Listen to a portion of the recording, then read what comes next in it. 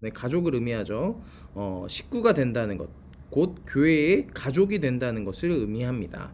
자, 그 다음에 예수 그리스도의 제자로 살기 위해 교회에 어떤 것이 있냐면 바로 잘 적어주세요.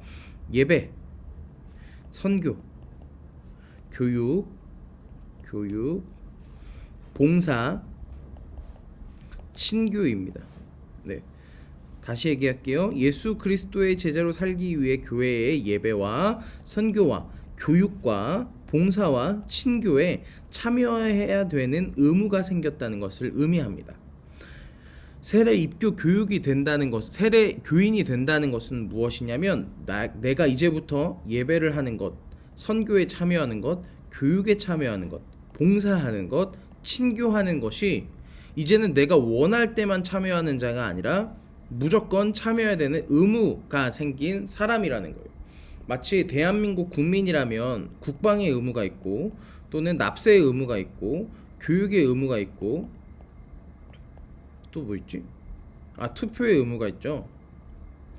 그러니까 우리가 이런 의무가 생기듯이 똑같이 예배와 선교와 교육과 봉사와 친교에 의무가 생긴다는 거. 내가 군대 가기 싫다고 해서 국방 안 할 수 있어요? 안 되잖아요. 왜? 의무니까. 내가 돈 내기 싫다고 해서 납세 안 할 수 있어요? 안 되잖아요. 내가 초등학교 가기 싫다 그래서 초등학교 안 갈 수 있어요? 아니잖아요.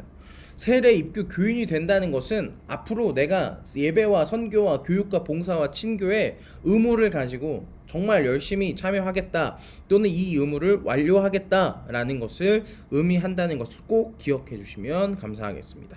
네, 다음 장으로 한번 넘어가 볼게요. 자, 여기 이제 글이 하나 있는데 이 글은 우리 김소망 학생이 한번 읽어주시도록 하겠습니다. 세례교인이 되었다는 것은 세례 교인이 되었다는 것은 교회의 정식 구성원이 되었다는 것을 의미한다. 교회는 그리스도를 머리로 하고 우리가 몸이 되는 곳이다. 정식 세례 교인이 되었다는 것은 이제 내가 교회의 일부분이 된 것이고 교회의 한 가족이 된 것이다. 가족은 부모로서의 역할, 자녀로서의 역할을 하며 살아가는 것처럼 세례 교인은 교회의 구성원으로서 예배, 선교, 교육, 봉사, 신교에 해야 해, 참여해야 한다. 네, 감사합니다. 자, 그러면 여기 이 글을 읽었어요. 이해하셨다고 믿고 우리 배정윤 학생 혹시 성경책 갖고 있어요?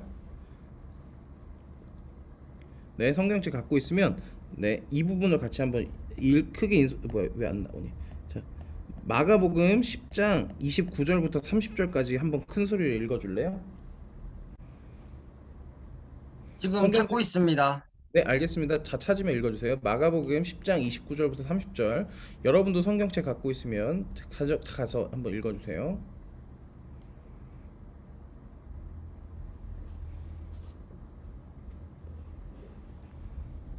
찾았는데 읽어도 될까요? 네, 읽어주세요.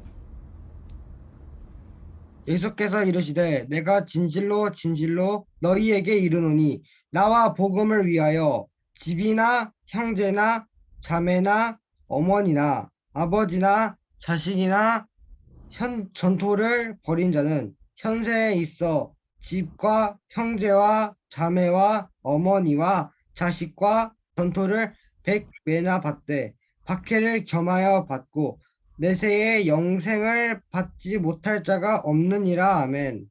아멘.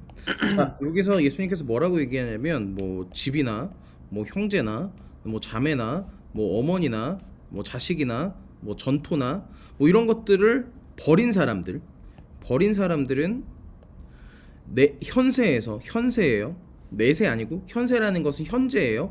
지금 살고 있는 현재 집, 형제, 자매, 어머니, 자식, 전토를 100배나 받는데요.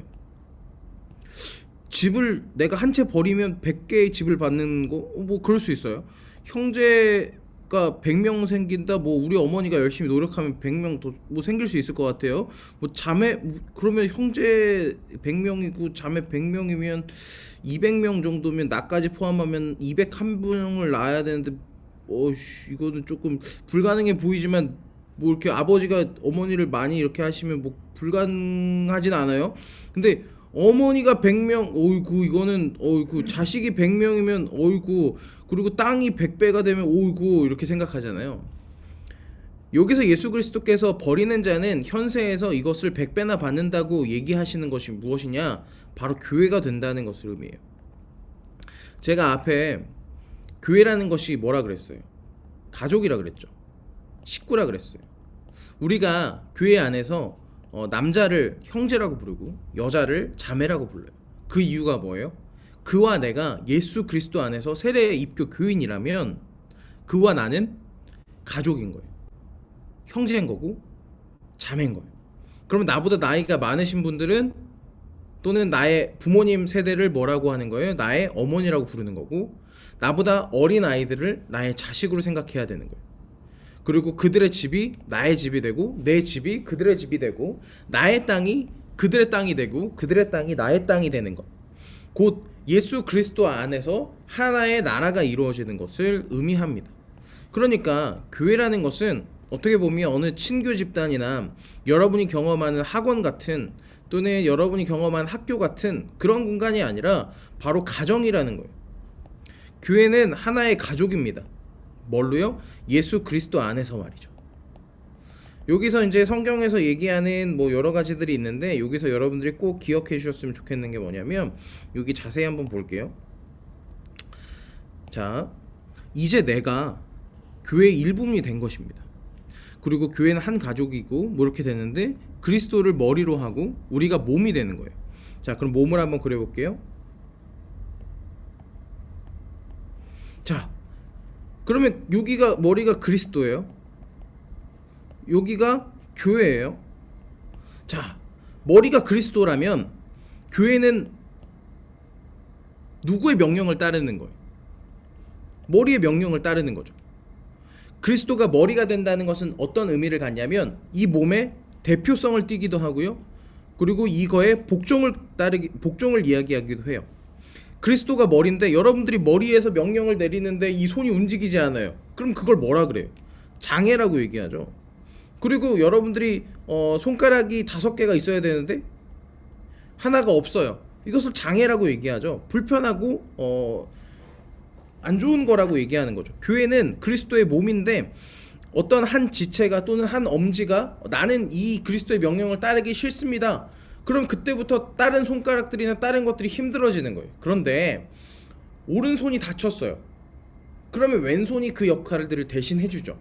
오른손이 부러지면 왼팔로 글을 쓰죠. 그쵸? 그것은 어떤 것을 의미하냐면 상호 보완이라는 것을 얘기하는 거예요. 상호 보완.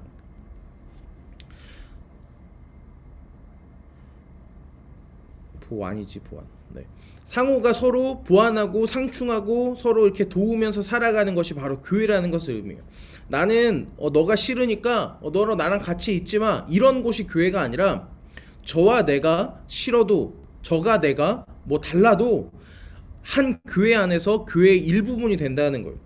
손톱이 발톱 싫어한다고 해서 한 몸을 안 이루어주고 너 발톱 보고 나가라고 하면 그게 가능한 몸인가요? 아니죠.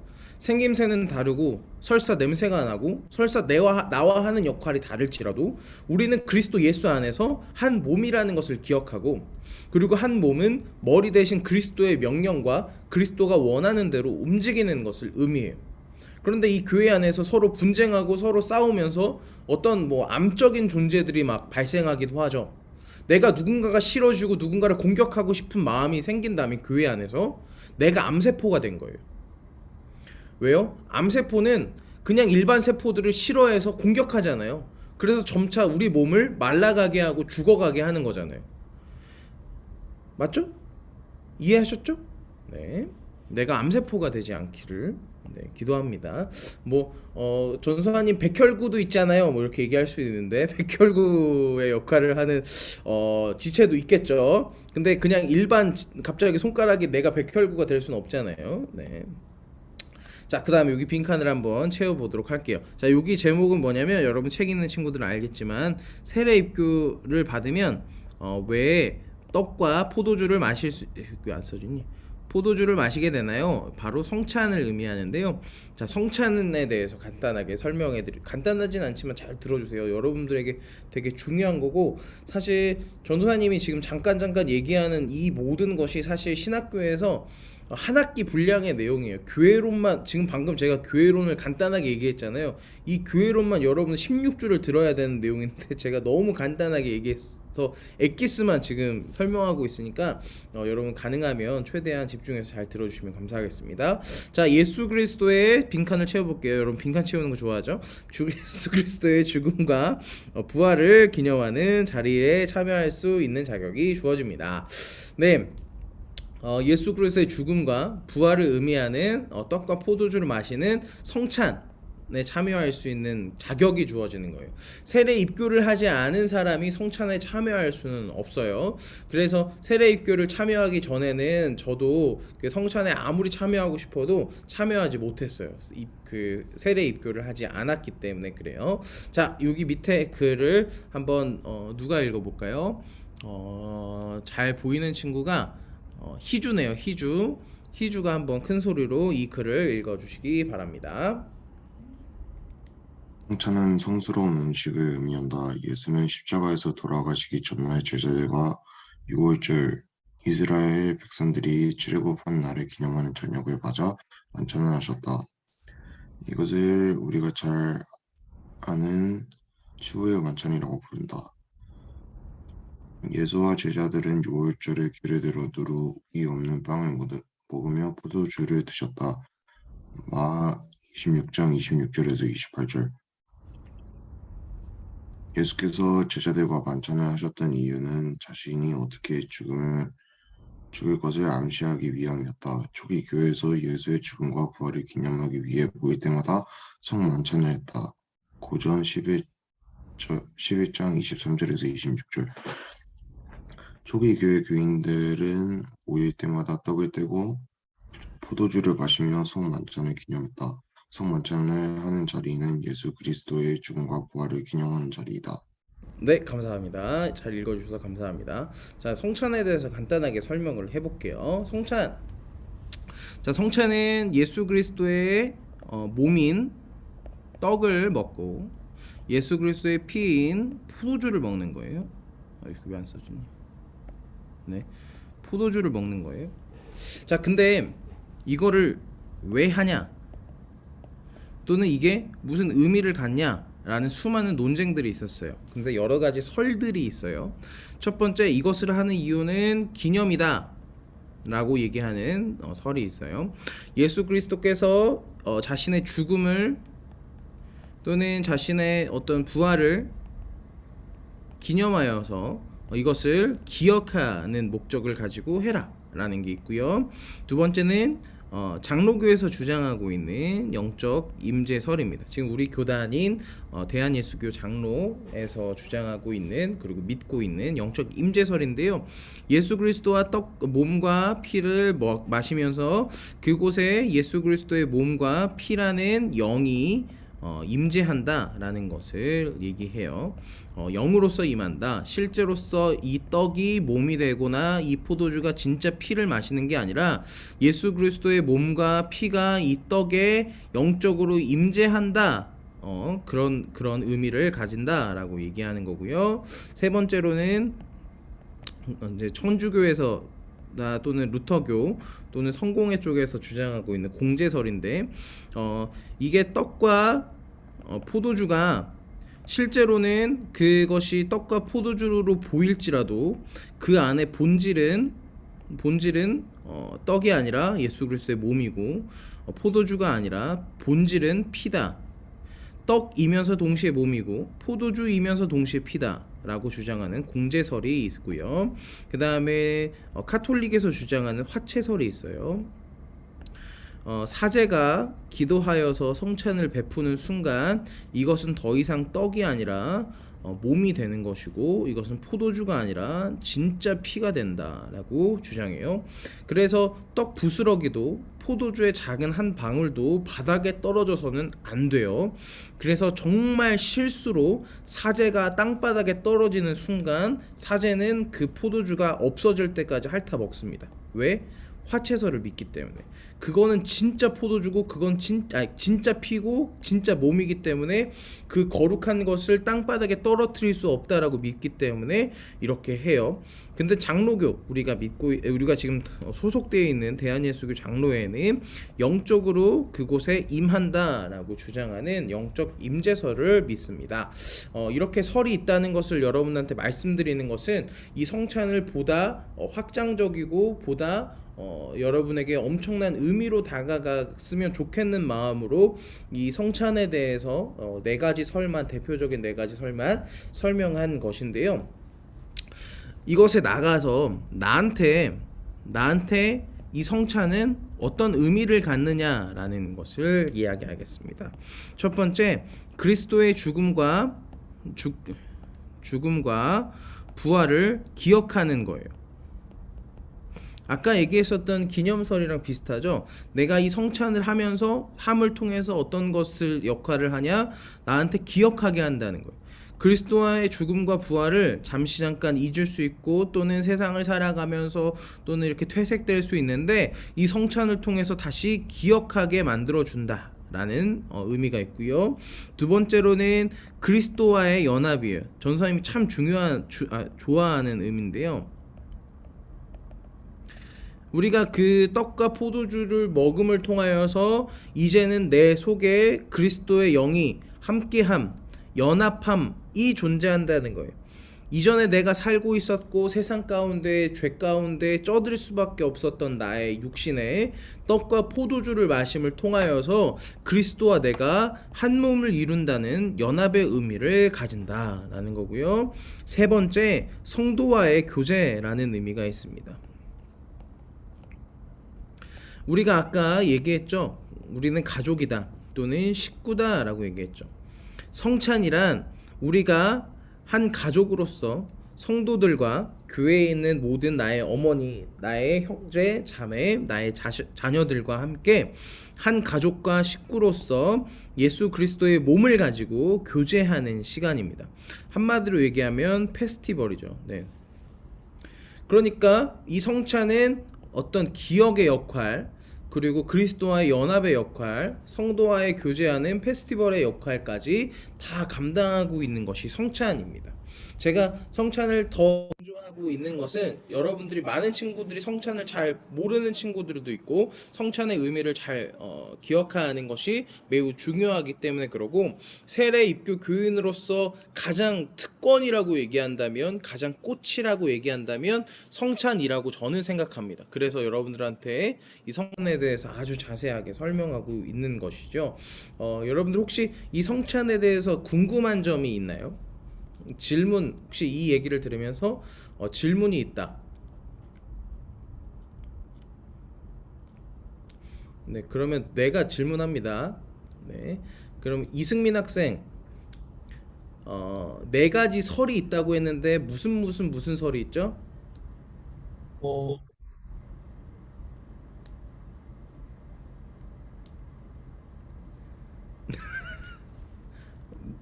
무슨 설이 있어요? 네 가지 설이 있어요. 그러면 장로교가 믿고 있는 설은 무슨 설이에요? 필기를 어? 안 해서, 뭐라고요? 필기를 안 해서, 회개를 안 해서? 필기를 안 해서, 필기를 안 해서? 네, 알겠습니다. 우리 이혜진 학생 혹시 설 4개가 있는데 무슨 설이 있죠? 이혜진 학생? 필기를 못 해가지고. 딴 생각하고 있었어요? 아니요, 듣고 있었어요. 그러면 장로교가 믿고 있는 설은 뭐예요? 기억이 안 나요. 네. 자, 그러면 조혜린 학생. 네, 네, 무슨 설이 있죠? 모르겠어요. 이 자식들이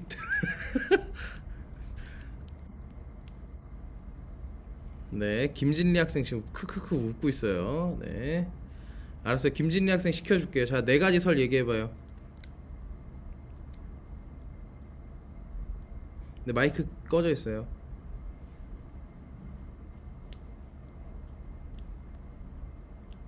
마이크 꺼져 있다고, 진리야. 들려 이제? 네, 이제 들려. 얘기해봐. 네 가지 설이 뭐뭐 예, 맞아. 하나는 영적 임재설, 그리고 네. 하나는 화채설, 그리고 나머지 두 개는 선생님이 악필인 것 같아서 못 봤어요. 그랬어요? 알았어. 내 악필이어서 미안해요. 그럼 한서연 학생 나머지 두 개 뭐뭐 있죠? 기념설이랑 공제설이요. 네, 기념설은 뭐죠?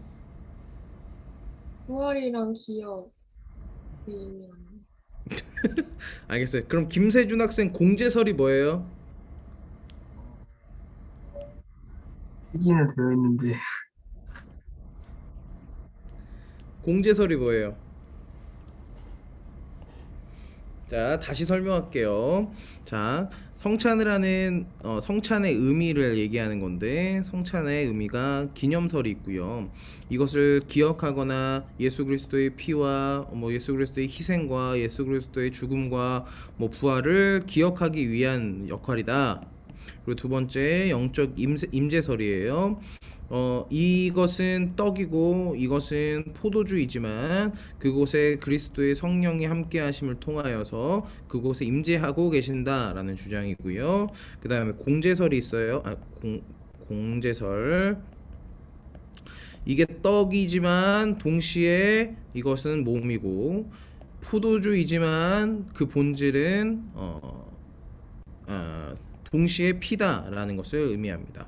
그러니까 떡은 몸이고 포도주는 피로서 동시에 존재하고 있다라는 주장이고요. 화채설, 제가 아까 얘기했었던 카톨릭에서 믿고 있는 떡은 떡의 모양을 가지지만 그것은 진짜로 예수 그리스도의 몸으로 변하고, 그 다음 포도주는 포도주처럼 보이지만 그것은 진짜 예수 그리스도의 피다로 믿는 거예요. 더 이상 그 떡은 그냥 떡이 아니고 그리스도의 몸이고, 포도주는 그냥 포도주가 아니고 진짜 피로서 믿는 거고요. 그래서 그 카톨릭에서 많이 간증하는 것 중에 하나가 내가 진짜 피 맛을 봤다, 또는 진짜 살을 씹는 것 같았다 라고 이렇게 얘기할 때가 있어요. 네, 그렇다고요. 여러분들한테 이 네 가지 설을 얘기하는 건 여러분들한테 이 성찬이 보다 풍성해지기를 바라는 마음에서 얘기한다고 얘기했습니다. 네, 그러면 넘어갈까요? 네, 자 넘어갈게요. 다음 장. 자, 여기에 여기 제목이 안 써 있는데 제목을 제가 써드릴게요. 여러분 책이 있으면 알 거고요. 세례 입교에 참여하는 우리의 자세는 어떠해야 되나? 라고 여기 써 있는데, 세례 입교에 참여하는 사람들은 성경에 기록된 말씀을 무슨 말씀으로 믿어요? 하나님. 여러분 또 한 가지 얘기해 드릴게, 여러분 쪽지 시험이 있어요. 이거 세례교 끝나고 나서 쪽지 시험이 있는데 그 한 과당 5개 문제가 있어요. 근데 5개 총 20개 문제가 있는데 20개 문제 중에 4개 이상 틀리면 못 받아요. 네, 맞아요. 못 받아요. 가니까 최대한 여러분 필기 열심히 하시고 잘 들어야 돼요. 네. 자, 그 다음에 예수께서 나를 구원하셨고 내 삶의 주인이라는 사실을 믿는 사람이어야 합니다. 그러니까 세례 입교에 참여하는 사람들은 성경을 하나님의 말씀으로 예수께서 나를 구원하셨다는 사실, 내 삶의 주인이라는 것을 믿는 사람이에요. 여기 빈칸이 없다 그래서 여기서 이게 중요하지 않다는 건 아니고요. 자, 그러면 우리 누구 시킬까? 나지훈 학생 여기 글 한번 크게 읽어주세요. 예수 그리스도를 나의 삶의 주인으로 모신 사람들은 예수 그리스도의 제자된 삶을 살아야 할 책임과 의무가 따른다. 결혼을 약속한 남녀는 많은 사람들 앞에서 기쁠 때나 슬플 때나 어떠한 상황 속에서도 서로를 신뢰하고 사랑하겠다고 서약한다. 마찬가지로 기쁠 때나 슬플 때나 즐거울 때나 괴로울 때 등 어떤 상황에서도 내가 그리스도의 제자된 자로서 삶을 살아가겠다고 다짐하는 사람들이 이 세례 입교 과정에 참여해야 한다. 네, 그렇습니다. 자, 예수 그리스도를 나의 삶의 주인으로 모신 사람들이에요, 여러분들은. 그리고 예수 그리스도의 제자된 삶을 살아야 되는 책임과 의무가 따르는 거죠. 제가 앞에서 설명했듯이 결혼을 약속한 사람들이 바로 우리입니다. 그러니까 기쁠 때나 슬플 때나 즐거울 때나 괴로울 때 등 어떠한 상황에서도 그리스도의 제자된 삶을 살아야 된다고 서약하는 사람들이 바로 우리들이라는 것을 꼭 기억하시면 감사하겠습니다.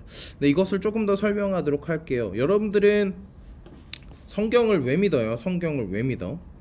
얘들아, 성경을 왜 믿는 거야? 주님의 말씀이기 때문에 그래, 왜 주님의 말씀이야? 하나님의 말씀을 사람이 기록한 거 아닌가요? 그치, 그 얘기를 하려고 하는 거야. 자, 하나님의 말씀을 사람이 기록했어. 그러면 예수님께서 머릿속에서 야, 이렇게 이렇게 이렇게 이렇게 써, 이렇게 써서 이렇게 이렇게 이렇게 써, 이렇게 하는 거야? 사람이 그 깨달으거나 간증한 거를 가지고 쓰지 않을까요? 하나님께서 간증하시는 거? 아, 그 사람이야, 사람. 사람이 사람이 하나님의 말씀을 두고 깨닫거나 응? 자신이 감명을 받은 거를 쓴 게 그럼 아닐까요? 일기잖아, 일기. 그건 일기잖아.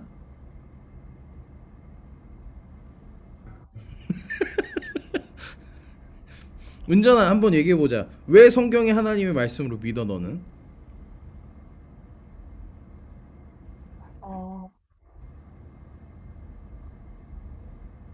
그냥 사실 이유 없이 당연히 성경이니까 당연히 하나님의 말씀이라 생각하고 살아. 아, 그렇게 살아왔어? 그럼 어느 순간 그게 깨질 수도 있잖아. 사람이 세례를 받다, 그 세뇌를 받다 보면 세뇌가 깨질 수도 있잖아.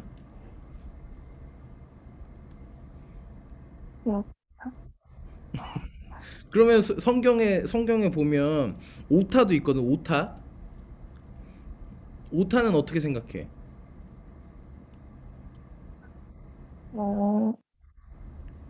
실수가 있을 수 있으니까. 하나님의 말씀인데 실수가 있어? 자, 알겠어요. 그럼 우리 누구 얘기할까? 예하야. 니야 듣고 있니? 네. 네. 예하야, 너는 왜 성경이 하나님의 말씀이라고 믿어? 그 성경을 만든 사람들이 하나님의 말씀을 듣고 기록한 것이니까. 하나님의 말씀을 듣고 기록한 거야? 그러면은 하나님의 말씀을 듣고 기록하다 보면 오타가 발생할 수 있는 거건 사람의 실수인 거네?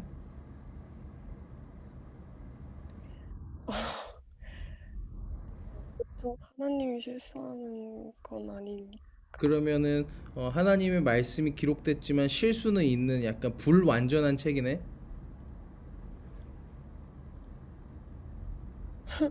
어, 사람이 만든 거니까. 실수는 있지만 뭐 그럴 수 있다. 뭐 용서해야 될 정도다 이런 거야? 네.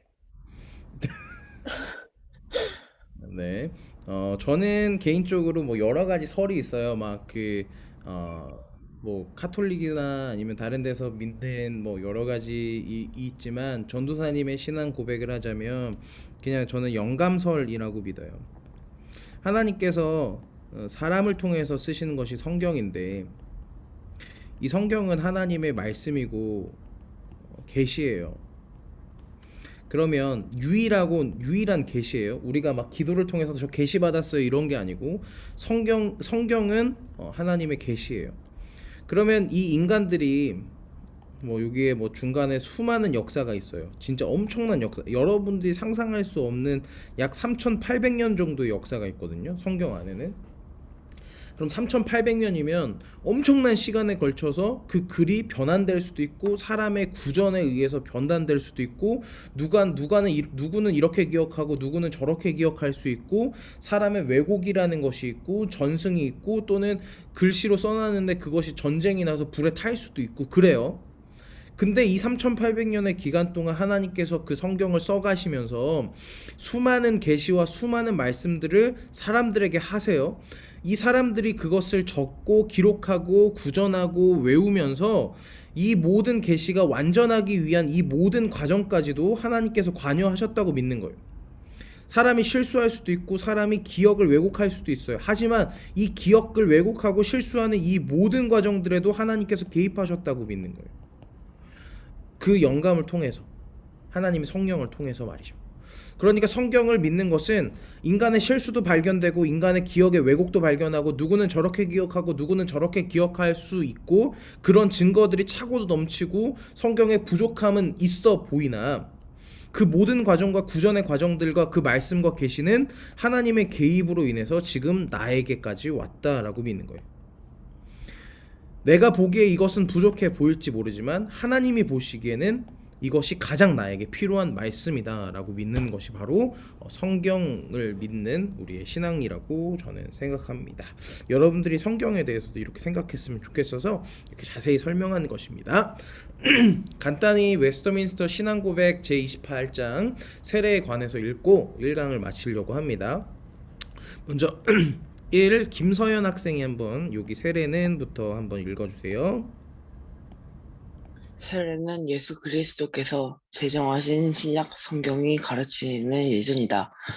그것은 보이는 교회에서 세례를 받은 무리들이 그 교회에 참석하는 엄숙한 입회를 의미하는 것뿐만 아니라 본인에 대해서는 은혜의 계약에 인침을 받는 표가 되어 그리스도에게 접붙임을 받고 중생과 사제와 예수 그리스도를 통하여 새 생명을 살겠다고 하나님께서 대하여 자신을 봉헌하는 표와 인침을 의미한다. 이 예전은 그리스도 자신이 제정한 것이며 세상이 끝날까지 교회 안에서 집행될 것이다. 아멘. 이것을 성경 안에 있는 뭐 여기 마태복음 28장 19절, 고전 12장, 로마서, 골로새서, 디모데전서, 마가보서, 로마서, 뭐 갈라디아서, 로마서, 마태복음 이렇게 다 써 있죠. 이것을 통하여서 세례에 대해서 정리하는 거예요. 그러니까 저는 여러분들이 만약에 세례에 대해서 정말 더 풍성하게 이 세례에 더 참여하고 싶다고 한다면 이 모든 말씀을 다 찾아가서 여러분들이 읽으면서 묵상하는 시간이 있었으면 전 정말 좋겠습니다. 간단하게 설명하면 표와 인침이 세례라고 얘기해요. 그러니까 사람이 인침이라는 것은 여기 이마에다가 사람이 이렇게 있으면 이마에다가 표시를 하는 것을 인침이라고 얘기하고 표라고 얘기하거든요. 그럼 누구를 만나든지 이 표는 드러나는 거예요. 세례를 받았다는 것은 이제부터 내가 만난 모든 사람에게 내가 그리스도인이라는 것을 드러내는 것을 의미합니다. 네, 두 번째 같이 가서 읽어보도록 할게요. 누가 읽을까? 조예린 학생 2번 읽어주세요.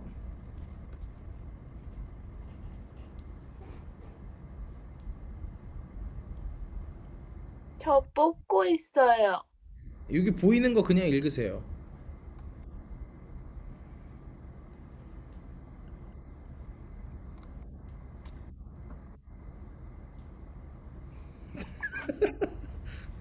네, 알겠어요. 한서연 학생이 대신 읽어주세요. 예전에 사용되는 외부적인 요소는 물이다. 합법적으로 안수를 받은 목자는 마 3장 11절, 요한복음 1장 33절, 마가복음 28장 19절에서 20절 이 물로써 성부와 성자와 성령의 이름으로 세례를 줄 것이다. 네, 여러분 세례를 받을 때 물로 받죠. 지금 유아 세례를 받은 친구들은 어렸을 적에 물로 이미 받았어요. 합법적으로 총회에서 인정하는 또는 그런 과정들을 다 거쳐서 안수받은 목사가 이 물로써 성부와 성자와 성령 삼위일체 하나님의 이름으로 세례를 주는 것이 바로 세례다라고 이렇게 규정되어 있습니다. 자, 다음 장으로 넘어가 볼게요.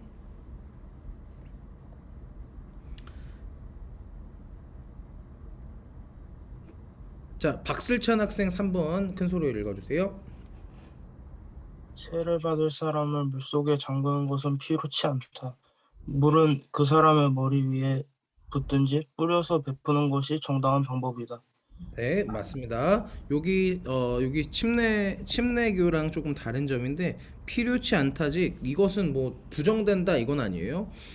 그 물을 머리 위에 뿌리는 행위 그 근거로는 이런 근거들이 있습니다. 그래서 붓든지 뿌리든지 베푸는 것이 정당한 방법이다라고 장로교에서 그렇게 정하였습니다. 자, 4번 우리 누가 읽어볼까요?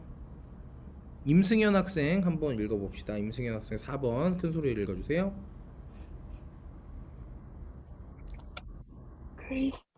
그리스도에 대하여 실제로 믿음과 복종을 고백한 사람뿐만 아니라 부모가 다 믿거나 한편만 믿는 집 아이도 세례를 받을 수 있다. 네. 이거는 유아 세례를 의미하는 거예요. 유아 세례를 받는 대상이 부모가 모두 다 믿는 사람이 아니라 한 편만이라도 뭐 아버지 또는 어머니가 믿는 아이도 유아 세례를 받을 수 있다는 것을 이야기하고 규정한 것입니다. 이것을 규정했었던 거는 뭐 전쟁 등을 통하여서 아버지를 잃거나 또는 뭐 고아들은 못 받고 그 유아 세례는 그 부모의 신앙을 받아야 되는 아이들이니까 그런 것을 통하여서 양쪽 다 존재해야 된다는 법을 주장했던 사람들 때문에 이런 것들을 제정한 걸로 알고 있습니다. 자, 우리 5번 이어서 누가 읽어볼까요? 네, 박세영 학생 읽어주세요. 박세영 학생 5번. 이 예전을 모독하거나 무시하는 것은 큰 죄다. 그러나 세례를 안 받았다고 해서 그 사람이 중생할 수 없다는가, 구원을 받을 수 없다는가, 또는 세례를 받은 사람이 모두 분명히 중생했다고 할 만큼 이 세례와 은혜와 구원이 부착되어 있는 것은 아니다.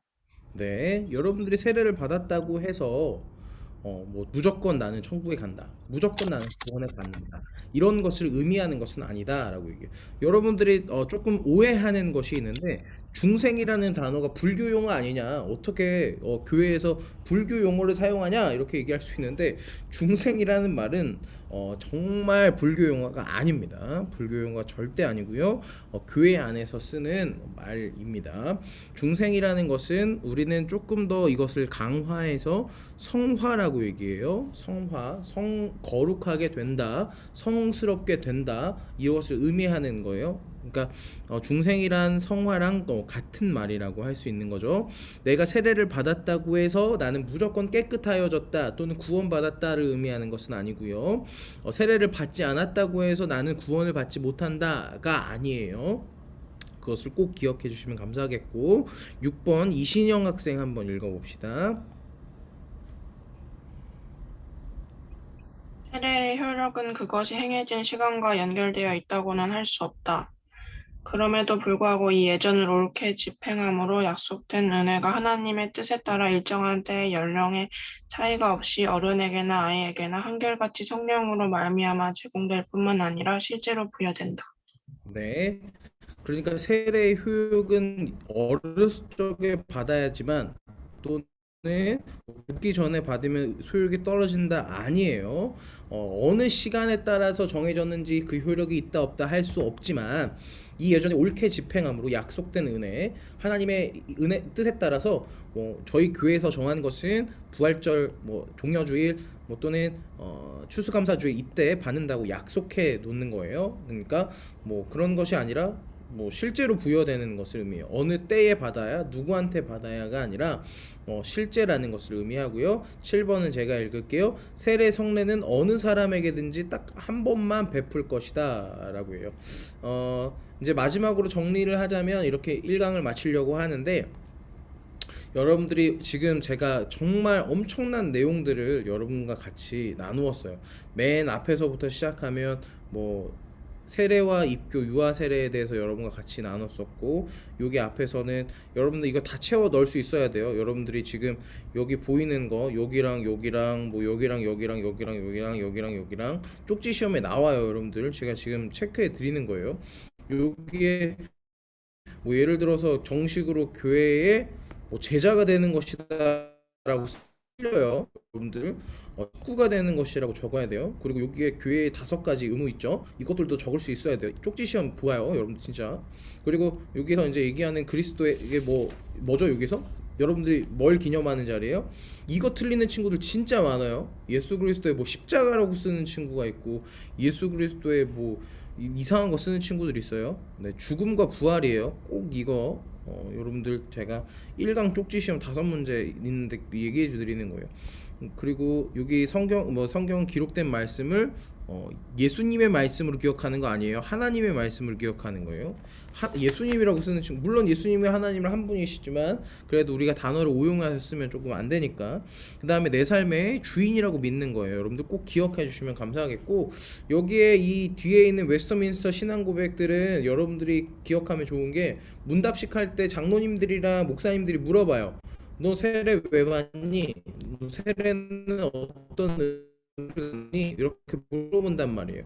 그럴 때 여러분들이 대답을 잘 못하면 조금 어황이 펼쳐질 수도 있어. 내가 진짜 세례를 받아도 되는 자격인가, 또는 내가 진짜 예수 그리스도를 믿는가에 대해서 인터넷이 불안정했군요. 잘 들으세요. 진짜 이 세례 입교 교육을 받으면서 혹시나 내 신앙이 불안정하거나 세례를 받을 자격이 나한테 없어 보인다, 이러면 전도사님한테 개인 면담을 신청하세요. 그래서 여러분들이 충분한 면담과 고민을 통하여서 세례를 받으시면 좋을 것 같고, 그냥 남들 다 받는다 그래서 받지 않는, 그냥 약간 좀 약간 그냥 지나가는 그런 세례가 아니라 평생 기억에 남는 세례이길 바라면서 1강 마치도록 하겠습니다. 여러분 너무 고생 많으셨고, 11시에 지금 47분이니까 14분 정도 쉬셨다가 11시에 남강현 전사님 2강으로 만나도록 하겠습니다. 그러면 모두 잘 쉬시고 이따 뵙도록 하겠습니다. 모두 감사합니다. 안녕.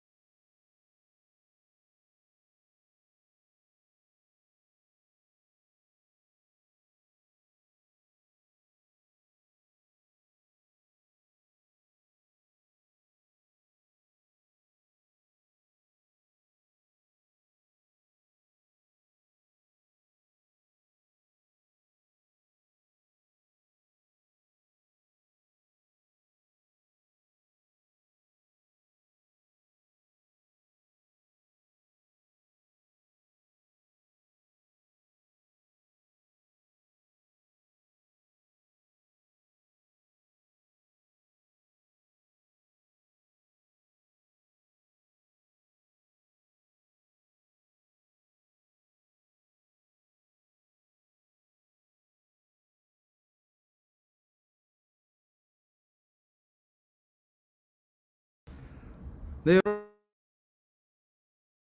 자, 이제 11시입니다. 여러분들 11시에요. 자, 여러분들. 네, 정윤이 죽어가는 거 아니지, 정윤? 괜찮지? 네, 안 죽어가요. 아, 그래. 표정이 너무 어두워서 걱정했잖아. 그냥 고민거리가 있어서 그래요.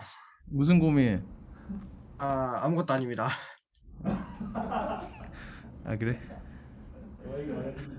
나한테 말하기 싫구나. 강고원 전사님한테 얘기해 주렴. 네. 그래. 전사님께 연락할 수도 있어요. 나한테? 네. 왜? 아마도요. 세례 입교 때문에 그러니? 어떻게 하셨어요? 그래, 알겠어. 강고원 전사님한테 전화하고 안 되면 나한테. 네. 여러분, 일단 그러면 우리 이제 난강전서 2강으로 시작하겠습니다. 여러분들 화이팅!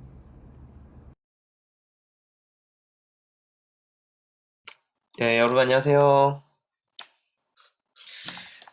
저는 청소년 1부 남광현 전사입니다. 지금 전사님도 코로나 확진 때문에 이렇게 집에서 지금 격리한 상태로 있고요. 목소리가 많이 조금 가라앉고 또 갈라질 수도 있다는 점을 미리 말씀드리면서 양해를 조금 구합니다. 여러분 이제 전사님이랑 남은 시간을 이제 같이 할 건데 조금 힘들지만 잘 집중해 주셨으면 좋겠고요. 혹시 중간중간에 질문이 있다든지 뭐 이렇게 궁금한 부분이 있으면 언제든지 음소거 풀고 전사님한테 바로바로 물어보아도 괜찮습니다. 예, 조금 뭐 공격적인 뭐 이렇게 다극적인 질문이다 하더라도 여러분이 궁금하다면 무엇이든 질문해도 좋으니까요. 같이 고민해보고 같이 해소해 나가면서 우리가 정말 주님 앞에 막히고 걸림돌이 되는 것 없이 이 세례 입교를 잘 준비할 수 있는 그런 시간이 되었으면 좋겠고요. 전사님도 여러분의 그러한 예식을 위해서 할 수 있는 최선을 다해서 돕는 자로서 함께 하도록 하겠습니다. 그럼 이제 본격적으로 시작을 해보도록 할게요. 잠시만요. 전사님 화면 공유를 좀 하겠습니다.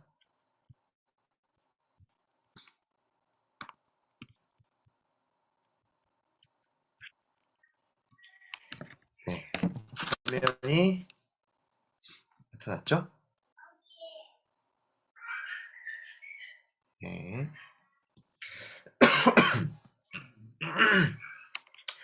어쩌면 근데 전사님 목소리 잘 들리나요?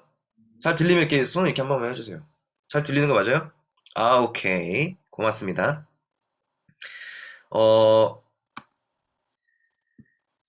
새생명교육, 지난주 새생명교육에 이어서 바로 세례 입교를 신청해서 듣는 친구들은 아마 좀 중복되는 부분이 있을 거예요. 중복되는 게 당연한 거고요. 왜냐면 매우 중요한 내용인데 핵심 내용을 우리가 다루기 때문에 중복되고 다시 한번 하는 게 매우 필요한 일이다라고 생각이 듭니다. 근데 그 전에 전사님이 몇 가지 조금 이야기를 이제 좀 고민을 해 보았어요. 친구들이랑 이제 친구들이 앞강의 이야기를 이제 이종찬 선생님의 이야기를 잘 들으면서 전사님도 전사님의 세례 때가 많이 좀 생각이 났던 것 같아요. 전사님의 세례 받았을 때 또는 전사님이 이제 새생명 교육과 같은 예수님을 영접하는 그런 시간을 가졌을 때의 생각이 좀 많이 났던 것 같아요. 전사님의 이야기를 잠깐 하자면 전사님은 세례를 친구들에 비하면 좀 늦게 받았어요. 전사님은 거의 성인이 돼서 세례를 받았고요. 전사님도 모태신앙이기 때문에 유아 세례를 받았던 상태였습니다. 그리고 유아 세례를 이제 부모님의 이제 신앙 가운데 유아 세례를 받았던 상태였고, 전사님이 또 이제 부모님을 통해서 이제 예수님에 대해서 배우고 지금 이와 같은 생명의 다리와 같은 그런 내용들을 이제 배우고 영접 기도를 하고, 전사님이 그때 지금도 생생하게 기억나는데 그때 나이가 7살이었어요. 7살 때 예수님을 이제 진심으로 영접합니다 기도하고 했을 때 그때 그 어떤 뭐랄까 내 안의 변화를 7살이면 사실 되게 어린 나이잖아요. 근데 지금도 되게 생생하게 기억해요. 어떤 변화가 있었냐면 알 수 없는 기쁨이 막 넘쳐 흐르는 거야, 전사님 안에. 근데 그래서 전사님이 그때 나타났던 행동은 굉장히 찬양을 많이 불렀어요. 이제 어린이니까 어린이 찬양을 많이 불렀죠. 뭐 이제 주는 나를 기르시는 목자요, 뭐 이런 뭐 돈으로도 못 가요, 뭐 이런 찬양을 굉장히 정말 그날 하루는 엄청 많이 불렀어요. 왠지 몰라요. 그래서 전사님이 여기서 하고 싶은 이야기는 뭐냐면, 그때의 그 사건이 전사님에게 되게 중요한 사건이었다. 지금도 생생하게 기억나는. 우리가 인생을 살면서 굉장히 중요한 사건을 맞닥뜨리게 되면은 내 안에 뭐 상처가 되든 트라우마가 되든 잊혀지지 않는 기억들이 있잖아요. 전사님에게 그 영접 순간이 되게 그랬어요. 그거 같이 뭔가, 전사님이 생각할 때는, 전사님이 느꼈을 때는, 내 경험을 바탕으로 이야기하자면, 이 사건이 굉장히 중요한 사건이라는 거예요. 이 신앙의 선배들이 이야기하는 부모님이나 또는 목사님, 전사님, 또 신앙의 선배들이 이야기하는 이 내용들을 이제 우리 친구들이, 청소년 친구들이 또 경험을 하게 되는 순간을 이제 맞닥뜨렸잖아요. 근데 그 경험들을 미리 경험한 선배들의 입장으로서 얘기할 때 굉장히 중요한 사건이고 중요한 순간이라는 거예요. 세례 예식도 마찬가지예요. 세례 예식에 대해서 이야기할 때 우리 아까 전사님이 되게 잘 이야기해 줬지만 결혼에 대해서 이야기를 하잖아요. 결혼에 비견해서 이제 세례를 이제 설명을 하는데, 여러분 이게 정말 중요한 사건인 것은 사실 내가 잘 준비하는 거 너무 중요해요. 잘 준비하고 결혼을 만약에 결혼 예를 들자면 잘 준비해서 결혼을 하는 식을 하는 거 매우 중요하죠. 근데 어떻게 보면 사실 잘 준비 못할 수도 있어요. 돈을 그만큼 뭐 필요한 만큼 준비를 못할 수도 있고 집을 준비 못할 수도 있고 뭐 좋은 웨딩 드레스나 뭐 결혼 반지 같은 거 정말 고급진 거 준비 못할 수도 있어요. 그렇다고 해서 그 결혼이 무의미하다라고 할 수는 없어요. 왜냐하면 이 결혼이 갖는 그 약속, 서로 상대방과의 약속에서 오는 그 약속의 내용과 그 결단이 중요한 거지, 사실 외형적인 것은 그 다음인 거거든요. 선생님이 뭘 말하고 싶으냐면, 세례라는 것을 우리가 생각할 때 나는 아직 준비가 안 된 것 같아 라고 생각이 드는 친구도 있을 수 있어요. 난 아직 부족한 것 같아, 잘 모르는 것 같아, 아직 내용이 제가 잘 이해 못한 것 같은데 어려운데, 그런 생각 드는 거 당연한 거예요. 그렇다고 해서 내가 준비가 잘 안 된 것 같다 해서 이 세례가 뭐 조금 무의미하다, 조금 효력이 덜하다, 이렇게 만약에 생각이 든다면 여러분 그 생각을 바꾸셔야 돼요. 왜냐면 그 중심에 뭐가 굉장히 우리가 놓치고 있냐면, 세례의 효력, 세례가 갖는 효력과 그 의미, 그것은 나를 통해서 주어지는 게 아니에요. 내가 만들어내는 게 아니라고. 하나님이 주시는 거예요. 하나님이 나를 부르셨고 나를 선택했고 내게 은혜를 주시겠다라고 작정하신 하나님의 계획 가운데 내가 서 있는 거지. 그래서 하나님이 나에게 주시면은 나는 받는 거예요. 이해되시죠? 예. 그래서 비록 내가 조금 부족한 것 같다라고 생각이 들어도 괜찮아요. 은혜는 하나님이 주시는 거예요. 그래서 조금 어려운 말로 하면 그걸 사효론, 인효론이라고 해요. 전사님 얘기를 조금 더 할게요. 전사님이 세례를 받았어요. 근데 전사님이 세례를 베푸신 그 목사님이 좀 나중에 여러 가지 일이 있었지만 이단 판정을 받았어요. 이게 뭔 뚱땅지 같은 소리야라고 할 수도 있는데, 어쨌든 약간 좀 이상한 변질이 되셨어요. 그러면 전사님 고민이 되죠. 내가 받은 세례는 무효인가? 나 세례 다시 받아야 되나? 그런 일들이 역사 속에 실제로 있었어요. 그리고 그것에 대한 좀 여러 가지 논쟁과 또 정립이 있었는데, 결국엔 어떻게 정립이 되냐? 세례의 효력은 하나님께 달려있다. 네. 라고 정립이 됐어요. 역사 속에서 그런 일이 있었어요. 세례를 받았는데 그 목사님이 역사 속에서 핍박이 오자 배교한 거야. 하나님을 안 믿겠다고 배교한 거야. 그럼 그 배교한 목사님이 옛날에 배교하기 전에 베풀었던 세례는 의미가 없냐? 그렇지 않아요. 왜냐? 세례는 베푸는 사람에게 달려있는 것이 아니라, 그 세례를 받고자 하는 사람의 상태에 달려있는 것이 아니라 세례를 통해서 은혜를 주시는 하나님께 달려있다. 하나님의 주권에 달려있다. 그게 세례의 중요한 부분입니다. 그래서 우리 친구들은 그걸 기억하면서 내가 조금 부족한 것 같다 생각이 들더라도 전혀 걱정하거나 고민하지 마시고요. 하나님께 맡기세요. 하나님이 은혜를 주시는 겁니다. 선생님이 그러면서 또 한 가지 조금 더 미리 이야기하자면요. 우리가 지금 배우고 있는 내용들 되게 어렵죠, 사실. 여러분이 많이 들어보지 못한 내용들이에요. 그래서 이게 되게 막 중구난방처럼 들리고 되게 어지러울 거예요. 근데 전사님이 한 가지 더 이야기하자면, 여러분이 지금은 퍼즐을 모으는 거와 같다라고 생각하면 좋아요. 퍼즐 피스를 모으는 거예요. 퍼즐 피스를 모아서 지금 배우는 내용들은 퍼즐 피스와 같아서 조각조각을 보자면 좀 어려울 수 있어요. 이게 무슨 내용인지 잘 이해가 안 될 수 있어요. 근데 그것을 먼저 모으고 나서 나중에 그게 때가 되면 이게 맞춰져요. 다 모으면. 그러면 큰 그림이 그려져요. 이해가 되고. 그래서 지금 여러분의 나이 때는 먼저 피스 조각을 많이 세이브 해놓는 게 좋다. 모아놓는 게 좋다. 그렇게 생각을 하시면 좀 좋아요. 그래서 조금 이거 다 이해 안 되는데 어떡하지? 소화가 안 되는데? 걱정하지 마시고요. 퍼즐 하나하나 그냥 일단 모아놓으면 돼요. 나중에 다 이제 조각이 맞춰지게 됩니다. 그러면 이제 그렇게 이제 생각을 하면서 조금 이제 들어갔으면 좋겠는데요. 세례에 있어서 사실 진짜 제일 중요한 거는 아까 전사님이 이종찬 선생님이 앞에서 얘기한 내용과 같아요. 결혼과 매우 비슷하다라고 생각하면 됩니다. 전사님도 결혼했지만 결혼할 때 전사님은 뭐 집 없었거든요. 집 준비도 못했고 뭐 지금도 마찬가지이긴 하지만 집도 없고 뭐 돈도 부족하고 많이 준비가 안 된 상태에서 결혼을 했어요. 그러나 그 결혼이 정말 의미 있고 진실한 것은 그 안에 사랑이 있기 때문이에요. 여러분, 사랑이 없이 아무리 뭐 집도 준비돼 있고 뭐 차, 뭐 명품, 뭐 반지 모든 게 다 준비돼 있어도 정말 중요한 사랑이 없으면 말짱 꽝입니다. 의미가 없는 거예요. 깨질 수밖에 없어요. 왜냐, 무의미한 그 껍데기 뿐이니까. 세례도 마찬가지입니다. 여러분 진짜 하나님 사랑하는지 그게 정말 중요한 거예요. 여러분 이거를 꼭 점검할 수 있는 시간이 됐으면 좋겠습니다. 우리가 수도 없이 고백하고 찬양하고 하나님과 기도하면서 이야기했지만 여러분 정말 이거 다시 한번 점검할 시기가 바로 이 세례 입교를 준비하는 이 시기입니다. 내가 정말 하나님 사랑하는지 이거 있으면 된 거예요. 정말 하나님 사랑하는지 그것을 꼭 기억하면서 시작을 했으면 좋겠는데요. 결혼은 우리 보통 그렇게 생각을 해요. 연애의 완성. 선생님도 그렇게 생각해요. 연애의 완성입니다. 결혼은. 그런데 사실 그렇다고 해서 끝이 아니에요. 끝이 아니고요. 진짜 시작이에요. 새로운 시작. 정말 마찬가지예요. 세례. 내가 뭔가 이제 세례 받았으니까 이제 그리스도인으로서 뭔가 끝이다? 내가 뭔가 다 갖췄다? 아니에요. 끝이 아니고 이제 진짜 시작입니다.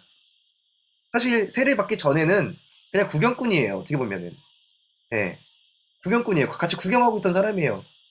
근데 세례를 통해서 그리스도인이 된다? 그럼 정말 주님과 함께 그리스도인으로서 하나님 나라 백성으로서 이제 시작을 해 나가는 거예요. 이거는 과정이라고 보시면 됩니다.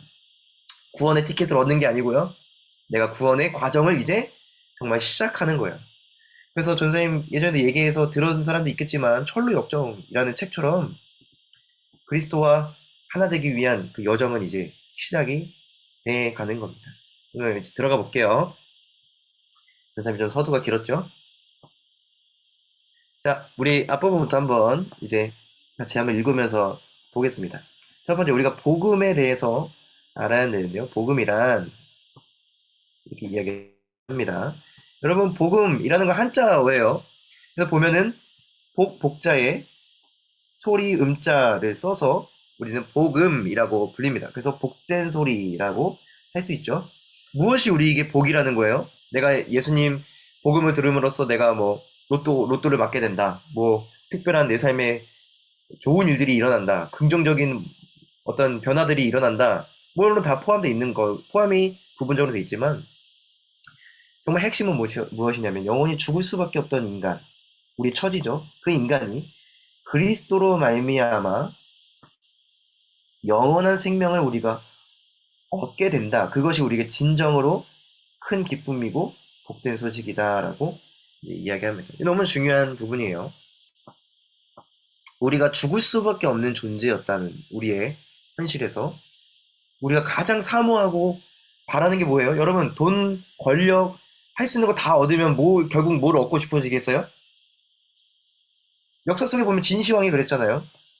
내가 권력도 얻고 힘도 얻고 중국을 통일했어. 다 얻었어. 국위 영화를 다 얻었어. 네, 얻을 수 없는 거 뭐예요? 영원한 생명. 그거 얻고자 뭐 불로초 찾아 떠나는 거 아닙니까? 사람들 시키는 거 아닙니까? 네, 결국은 그런 건 없죠. 영원한 생명은 그리스도 안에만 있습니다. 그래서 우리에게 가장 큰 기쁨이고 누구도 누릴 수 없는 가장 큰 복을 우리가 얻는 것입니다. 자, 그럼 우리 성경 속에서 만나는 복음 이야기 우리 한번 들어가 보도록 할게요. 창세기 1장 27절 말씀에 보면은 우리 뭐라고 써 있냐면 하나님은 인간을 창조하셨는데요. 어떻게 창조하셨다라고 하죠? 우리 너무나 다 알고 있죠? 1장 27절 보면 하나님의 모델로 형상대로 창조하셨다라고 말씀하고 있습니다. 사실 인간은 하나님의 형상으로 창조된 존재예요. 이거 너무나 중요한 부분입니다. 하나님의 형상. 하나님은 우리 인간을 만들 때 여러분 하나님의 원래 플랜 플랜 A 뭐였어요? 우리에게 복을 누리는 거예요. 하나님의 형상으로 창조된 존재가 하나님 안에서 복을 누리는 것 하나님의 플랜입니다. 근데 문제가 생겼죠. 사람에게 하지 말라라고 했던 첫 번째 명령이 있었습니다. 이 명령은 여러분 우리 창세기 말씀 다 알겠지만 에덴 동산에서 사람을 만드시고 사람은 이게 지금 이게 하나님의 형상대로 지음받은 사람이에요. 거기서도 명령이 있었습니다. 하나님의 명령이 있었어요. 무슨 명령이 있었는지 우리 창세기 2장 16절에서 17절을 보면 좋겠는데요. 전사님이 잠시만요. 말씀을 저희 채팅창에다가도 올려드리도록 하겠습니다. 자, 잠깐만요. 채팅창을 꺼내놓고 창세기 2장 16, 17절 말씀에 보니까 뭐라고 합니까? 네, 여호와 하나님께서 동산의 각종 나무의 열매는 먹되 선악을 알게 하는 나무의 실과는 나무 열매는 먹지 말라. 먹지 말라라고 명령하셨습니다. 근데 인간이 어떻게 됩니까? 우리 뭐 여러 가지 내용들은 다 웬만큼 알고 있을 거라고 생각을 하고 빠르게 넘어가 볼게요. 하나님의 명령을 거역하죠. 듣지 않고 선악과를 먹습니다. 그래서 선악을 알게 하는 나무의 열매를 먹고 난 후 인간은 어떠한 상태가 되었죠? 로마서 3장 23절 말씀 보니까 죄로 인해 모든 인간은 무엇이 되었다? 죄인. 모든 사람이 하나님의 영광에 이르지 못하게 되었죠. 죄로 인해서 죄인이 되었습니다. 그래서 잉태할 때부터 인간은 이제 아담 이후의 모든 인간은 어떤 존재입니까? 태어날 때부터 죄 가운데 놓여 있고 죄 가운데 출생하였습니다라고 시편이 고백하는 것 같은 내용을 우리가 보게 됩니다. 여기서 죄에 대한 특성을 우리가 잠깐 살펴볼 필요가 있어요. 밑에 있는 구절을 우리 한번 잠깐 읽어보면 좋겠는데요. 우리 뭐 다들 어느 정도 잘 알고 있을 것 같은데 전사님이 한번 질문을 한번 해보겠습니다. 잠깐만요. 왜 다 이름들이 잘 안 보일까?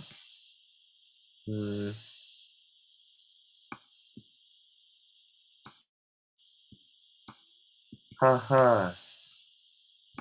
잠시만요. 이게 전사님 시키고 싶은데 이름이 안 보여. 이게 왜 여기에 이름이 안 보일까? 이름이 안 보여서 지금 시키지 못하고 있어요. 큰일이구나. 자, 알겠어요. 넘어가 볼게요. 전사님이 한번 읽어보겠습니다. 죄를 뜻하는 히브리어 헤트와 헬라어 하마르티아는 모두 관역에서 벗어나다, 관역에서 빗나가다라는 의미가 있습니다. 이거 매우 중요해요, 여러분. 인간의 죄란 마치 화살이 관역을 빗나간 것과 같습니다. 인간의 삶은 하나님을 향해 나아가야 하지만 죄 때문에 삶의 모든 영역이 하나님에게서 멀어지게 되었습니다. 라고 합니다. 여러분, 관역, 여기 보시면 관역이 이렇게 있죠. 관역을 제대로 딱 꽂히면 그것은 죄가 아니지만 그 관역을 벗어나게 되면 죄다라고 죄를 정의하고 있다는 거예요. 이건 매우 중요합니다. 왜냐면 죄냐 아니냐, 죄가 아닌 건 의예요. 죄냐 아니냐를 결정할 수 있는 그 기준, 관역이 있다는 거예요. 세상 사람들은 없다고 말하죠. 네. 세상 사람은 없다고 이야기해요. 기준이 내가 기준이 되죠. 나. 그리고 나뿐만 아니라 너도 인정하면서 모든 것을 인정하게 되는 그런 다원주의화로 빠질 수밖에 없습니다. 그런데 하나님의 말씀에 의거하면 이 죄와 의에 대한 분명한 기준이 있다는 거예요. 그 기준을 벗어나면 그것이 죄다라고 이야기한다라는 것입니다. 그렇기 때문에 선악을 알게 하는 그 나무의 열매를 먹었다라고 하는 것은 단순히 그 열매에 뭔가 독이 들어있기 때문에 그런 개념이 아니라 하나님의 기준, 하나님의 말씀이죠. 하지 말라, 해라라는 그 말씀에 대한 거역과 반역, 불순종, 그것이 죄이고 죄의 결과를 우리가 얻게 되었다라는 것을 우리가 기억해야 합니다. 그래서 인간은 사실 여러분 그런 얘기가 들어보셨죠? 성선설, 성악설. 무슨 뜻이에요? 인간은 본래 태어날 때부터 선한 존재냐? 인간? 선하냐? 악하냐? 이거 되게 어려운 문제예요. 그래서 어려운 문제이기 때문에 많은 사람들이 고민을 했죠. 그죠? 성선설을 주장한 사람들은 아니 사람들을 봐라. 얼마나 선하고 서로 도우려고 하고 자비를 베풀려고 하고 불쌍히 여기는 마음이 있고 인간은 본래 선하다. 그런데 태어나서 이제 살면서 이제 그런 오염되는 부분이 있다라고 이야기를 하는 반면에 그렇기 때문에 오염을 제거하면 다시 선해질 수 있다. 뭐 이렇게 얘기도 하고요. 악하다. 본래 악하다. 인간은 본래 악하기 때문에 그냥 말만 해서 말을 안 듣는다. 예, 교육해서 되지 않는다. 어떻게? 때려야 돼. 맞아야 돼. 여러분 많이 맞아봤어요? 예, 그래서 법을 통해서 인간은 다스려야 돼. 뭐 이런 이제 이야기들을 하기도 합니다. 근데 성경을 뭐라고 해요? 성경을 보면 성경에 있어서 인간은 어떤 존재예요? 두 개가 다 있는 거예요. 인간은 하나님의 형상이면서 그 형상이 망가진 존재, 타락한 존재예요. 그렇기 때문에 두 가지 양상이 다 보일 수밖에 없는 거예요. 인간에게는. 뭔가 선한 구석이 있는 것 같으면서도 인간 너무나 악하죠. 네. 이 두 가지가 혼재되어 있는 인간의 특징을 보게 되는데요. 근데 너무나 많이 망가져서 인간 스스로는 도저히 이제는 고칠 수가 없는 완전히 망가진 존재가 바로 인간이다라고 우리가 성경에서 이야기합니다. 그럼 이제 다음 이 내용을 우리가 살펴볼게요. 하나님의 명령을 어기고 범죄한 인간은 어떤 결과를 맞이하게 되었습니까? 어떤 결과를 맞이하게 되었죠? 로마서 3장 23절 말씀에 보면 죄로 인해 모든 인간은 어떻게 되었다라고 말씀합니까? 선생님이 말씀 구절을 또 올려줄게요. 자, 한 번에 다 올려야겠다. 자, 한 번에 다 올릴 테니까 채팅창에서 우리 성경을 갖고 있으면 성경을 보면 너무나 더 됐을 것 같아요. 여러분 밑줄 치면서. 네. 3장 23절부터 한번 볼게요. 모든 사람이 죄를 범하였음에 하나님의 영광에 이르지 못하더니 라고 말씀하고 있습니다. 죄로 인해 모든 인간은 뭐라고 해요? 죄를 범해서 결국 영광에 이르지 못하는 죄인이다 라고 말합니다. 두 번째 볼게요. 로마서 6장 23절입니다. 모든 인간은 죄로 말미암아 어떻게 됐다고 해요? 6장 23절 보면 죄의 삭스는 사망이요 하나님의 은사는 그리스도 예수 우리 주 안에 있는 영생이니라 라고 말씀합니다. 죄로 말미암아 뭐에 이르게 되었다? 사망에 이를 수밖에 없는 존재가 되었다라고 이야기하고 있습니다. 세 번째로 볼게요. 인간은 어떤 결과를 또 맞이하게 됐죠? 히브리서 9장 27절 말씀에 보니까 한 번 죽는 것은 사람에게 정해진 것이요 그 후에는 심판이 있으리니 라고 말합니다. 결국 죽음 이후에 인간을 기다리고 있는 것은 심판입니다. 세상 사람들은 죽으면 그냥 끝이야 삐 하고 그냥 끝나는 거야 라고 말하지만 그건 희망사항이죠. 본인도 몰라요. 안 죽어봐서. 여러분 죽음 이후에 성경은 뭐라고 합니까? 반드시 심판이 기다리고 있다라고 얘기하고 있습니다. 네 번째로 볼게요. 성경은 죄인인 인간이 심판을 받으면 어떻게 된다고 해요? 계시록 21장 8절 말씀을 보니까 밑에 있는 부분만 먼저 보면요. 그렇게 악을 행하는 모든 자들은 불과 유황으로 타는 못에 던져지리니 이것이 둘째 사망이다 라고 말씀하고 있습니다. 두 번째 죽음, 둘째 사망에 처한다라고 성경은 말하고 있습니다. 사람은 죽고 심판을 받고요. 그것으로 끝나는 것이 아니고 심판대로 이제 영원한 형벌과 영생으로 양과 염소를 가르듯이 갈려서 이제 죄인은 둘째 사망에 이르게 된다라고 말씀하고 있습니다. 그래서 우리 그림에서 보듯이 사람은 죄인이고, 여기 보시죠? 사람은 죄인이고 심판을 받을 수밖에 없고 사망할 수밖에 없는 존재이다 라고 합니다. 그래서 하나님께로 우리가 나아갈 수 없는 죄로 인해서 단절된 존재인 것이죠.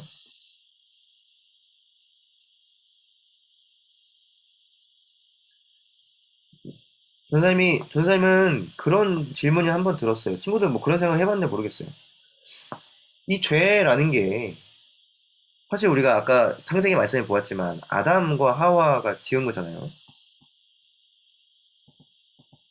아담과 하와가 죄를 지었어. 근데 그게 나랑 무슨 상관이지? 나는 왜 죄인이지? 좀 전사님은 이게 잘 안 풀리는 거야. 이해가 안 되는 거야. 아니 이게 뭐 왜 유전이 되는 거야 이거 대체? 원래 형질은 유전이 안 되잖아요. 대체 죄는 왜 유전이 되는 거지? 아, 형질이 아니라 이게 선천적인 형질이 아니라 나중에 후천적으로 뭔가 얻게 된 것은 유전이 안 되잖아요. 그죠? 우리 할아버지가 다리가 잘리셨다고 해서 내가 다리가 잘린 상태로 태어난 거 아니잖아요. 근데 아담과 하와는 본래 선하게 창조된 존재인데 나중에 죄를 졌는데 이게 왜 대체 나한테까지 저거 되는 거지? 그런 질문을 하게 됩니다. 여러분, 이게 매우 중요해요. 왜 중요하냐면 결론적으로 얘기하자면 이건 이해가 안 돼요. 이해할 수 없어요. 아니 이게 그렇게 되는 걸 어떻게 할 거야? 네? 하나님의 창조 세계에 메커니즘이 그렇게 돼 있어요.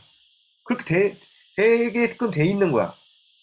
아담과 하와가 지은 죄가 모든 인간에게 동일하게 그렇게 죄인으로 우리가 태어날 수밖에 없게끔 돼 있어요. 창조 세계에서 죄를 지음으로써. 근데 여기서 뭐가 중요한 거냐면 우리가 이해는 안 되지만 현상을 보자고요. 현상을 보면 여러분 죄가 없는 사람 있어요? 애기일지라도 심지어 애기일지라도 죄가 없어요? 죄 있거든요. 보면 알잖아. 말 안 듣지. 여러분 동생 있는 친구들 보면은 말 안 들어요. 죄성이 다 있어요. 애기들한테. 애기들도 거짓말하고요. 자기 하고 싶은 대로 안 해주면 떼쓰고 숨기고 어른과 또 동일한 죄성을 갖고 있습니다. 그 죄성을 구체화시켜서 무력을 행할 능력이 없어서 그러지. 우리가 이것을 기억해야 될 필요가 있어요. 나중에 이제 이게 예수님의 십자가 은혜에 대한 하나의 어떤 메커니즘과도 비교해서 생각해 볼 수가 있어요. 현상을 보면, 이 세상의 현상에 보면 죄가 분명히 있습니다. 그리고 죄가 이해할 수 없지만 모든 사람이 죄인이라는 게 너무나 보여요. 뻔하게 나타나고 보입니다. 자, 우리 그러면은 이제 넘어가 볼게요. 4번 봅시다. 그렇다면 인간은 이 죽음의 문제를, 모든 사람이 죽을 수밖에 없는 이 죽음의 문제를 어떻게 극복하려고 했나요? 봅시다. 인간은 죽음과 심판의 골짜기를 두려워하여 이를 건너려고 많은 노력을 하죠. 많은 노력을 하는데요. 그 중에 어떤 사람은 고린도전서 1장 21절 말씀을 보니까 이 세상 지혜로 구원을 얻으려고 노력한다고 성경이 이야기하고 있습니다. 그러나 다 뭐예요? 헛것이죠. 이 세상 지혜로는 알 수가 없습니다. 선생님이 채팅창에 또 말씀 구절을 올려놨습니다. 고린도전서 1장 21절 보니까 이 세상 지식으로, 이 세상 지혜로는 건너려고 하지만, 구원을 얻으려고 하지만 불가능합니다. 또 어떤 사람은 어떻게 건너려고 해요? 디모데전서 3장 5절 말씀을 보니까 선한 일로, 착한 행실로, 선한 일로 건너려고 하고요. 또 어떤 사람은 로마 3장 20절을 보니까 율법을 잘 지켜서 심판을 면할 수 있을 거라 생각하고요. 어떤 사람은 고린도전서 1장 17절 말씀을 보니까 종교적인 의식으로 말씀에 보면 세례를 통해서 구원을 얻는다라고 말하고 있죠. 근데 단순히 세례 베푸는 것으로 인한 게 아니라 복음을 전하려고 하는다라고 말하는 것을 볼 수 있습니다. 핵심만 넣고 보자면요, 여러분 지식, 착한 일, 율법, 뭐 종교적 의식 그런 것들을 통해서 구원을 얻을 수 있다, 없다, 이 골짜기를 건널 수 있다, 없다. 그림에 보듯이 선행과 철학과 종교와 도덕을 통해서는 이런 부분들을 가질 수가 없다라고 성경은 말하고 있습니다. 왜 그런 거예요? 왜 그러는 구원을 얻을 수 없습니까? 너무나 간단해요. 인간의 노력이기 때문에 그래요. 기준이 인간에게 있는 거예요.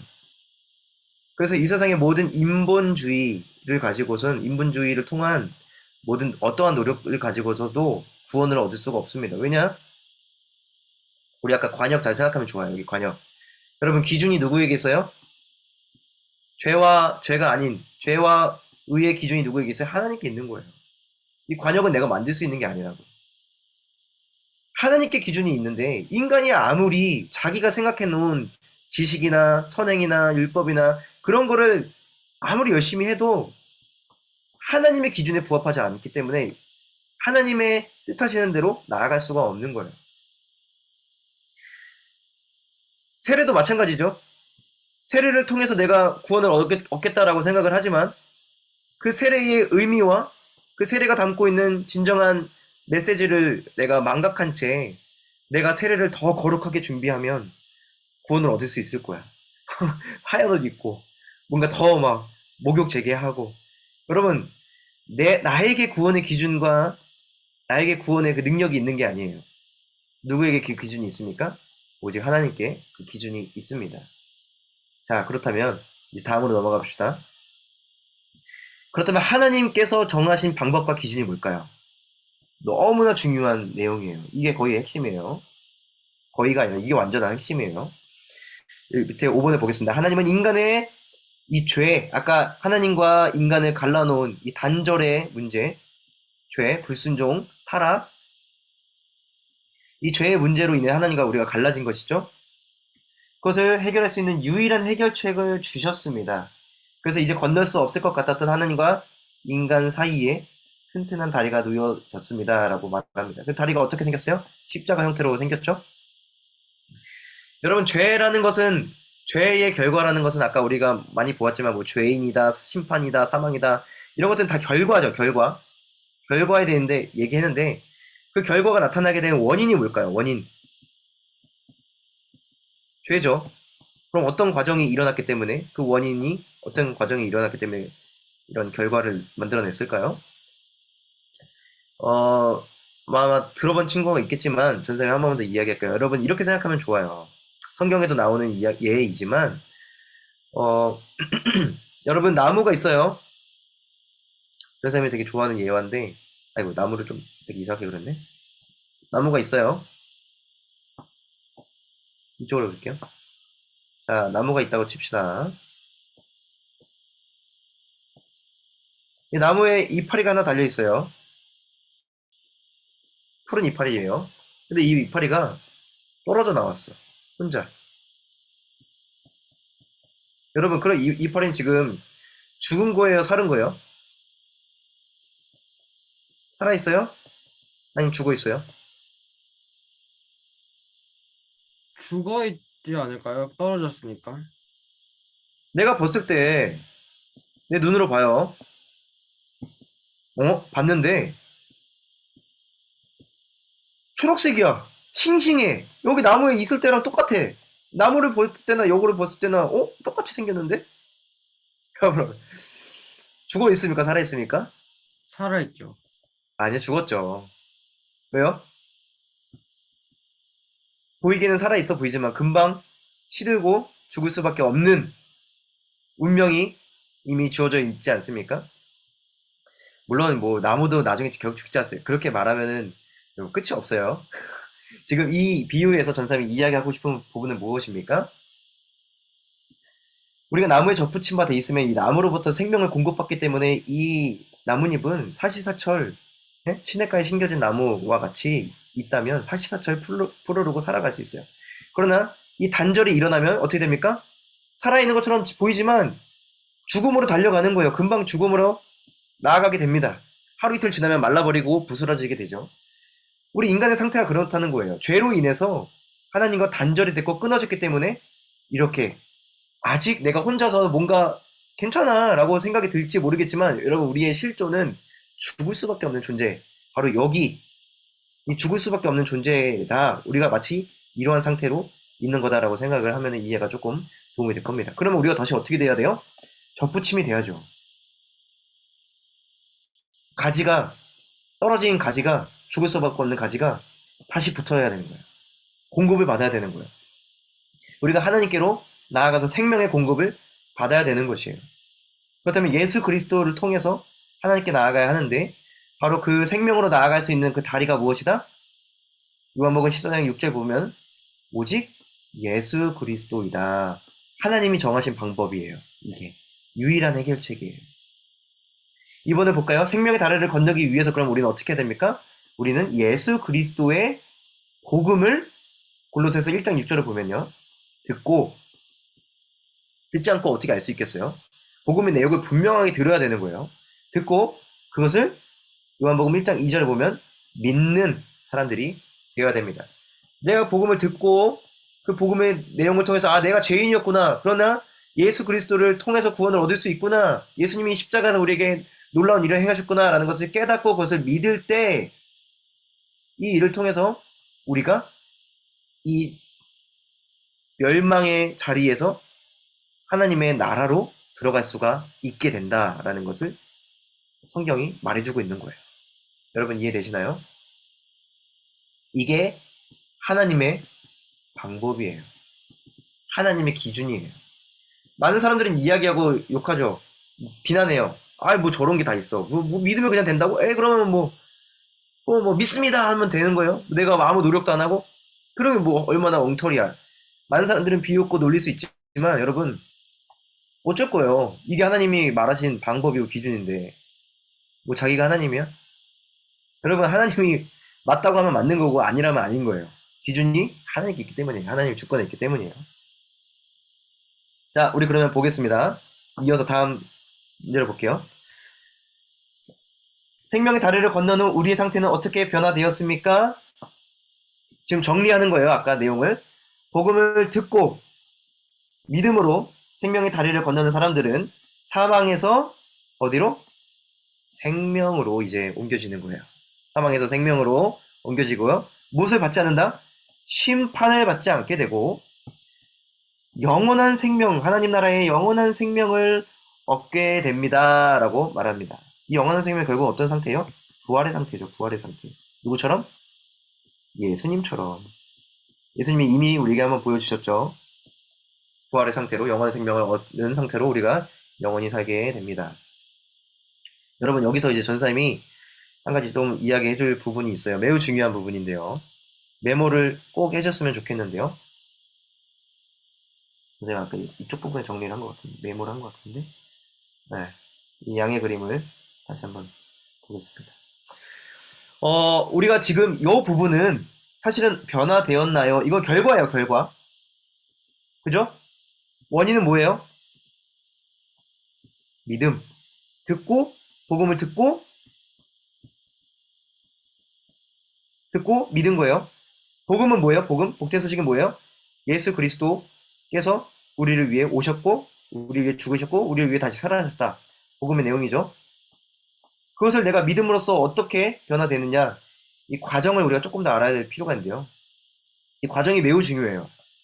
이 과정 얘기가 지금 여기 안 나와서 선생님이 보충 설명을 좀 할게요. 어떤 과정이 이루어지냐, 그 과정을, 구원의 그 과정에 대해서 잠깐 볼게요. 구약 얘기를 좀 할게요, 전사님이. 뭐 들어본 친구들 새 생명 했을 때 들어봤을 거예요. 구약 얘기를 좀 할게요. 구약에는 우리가 죄를 지었을 때 어떻게 해야 용서받는다고 했죠? 하나님의 백성들이? 기억나는, 혹시 아는 친구 있어요?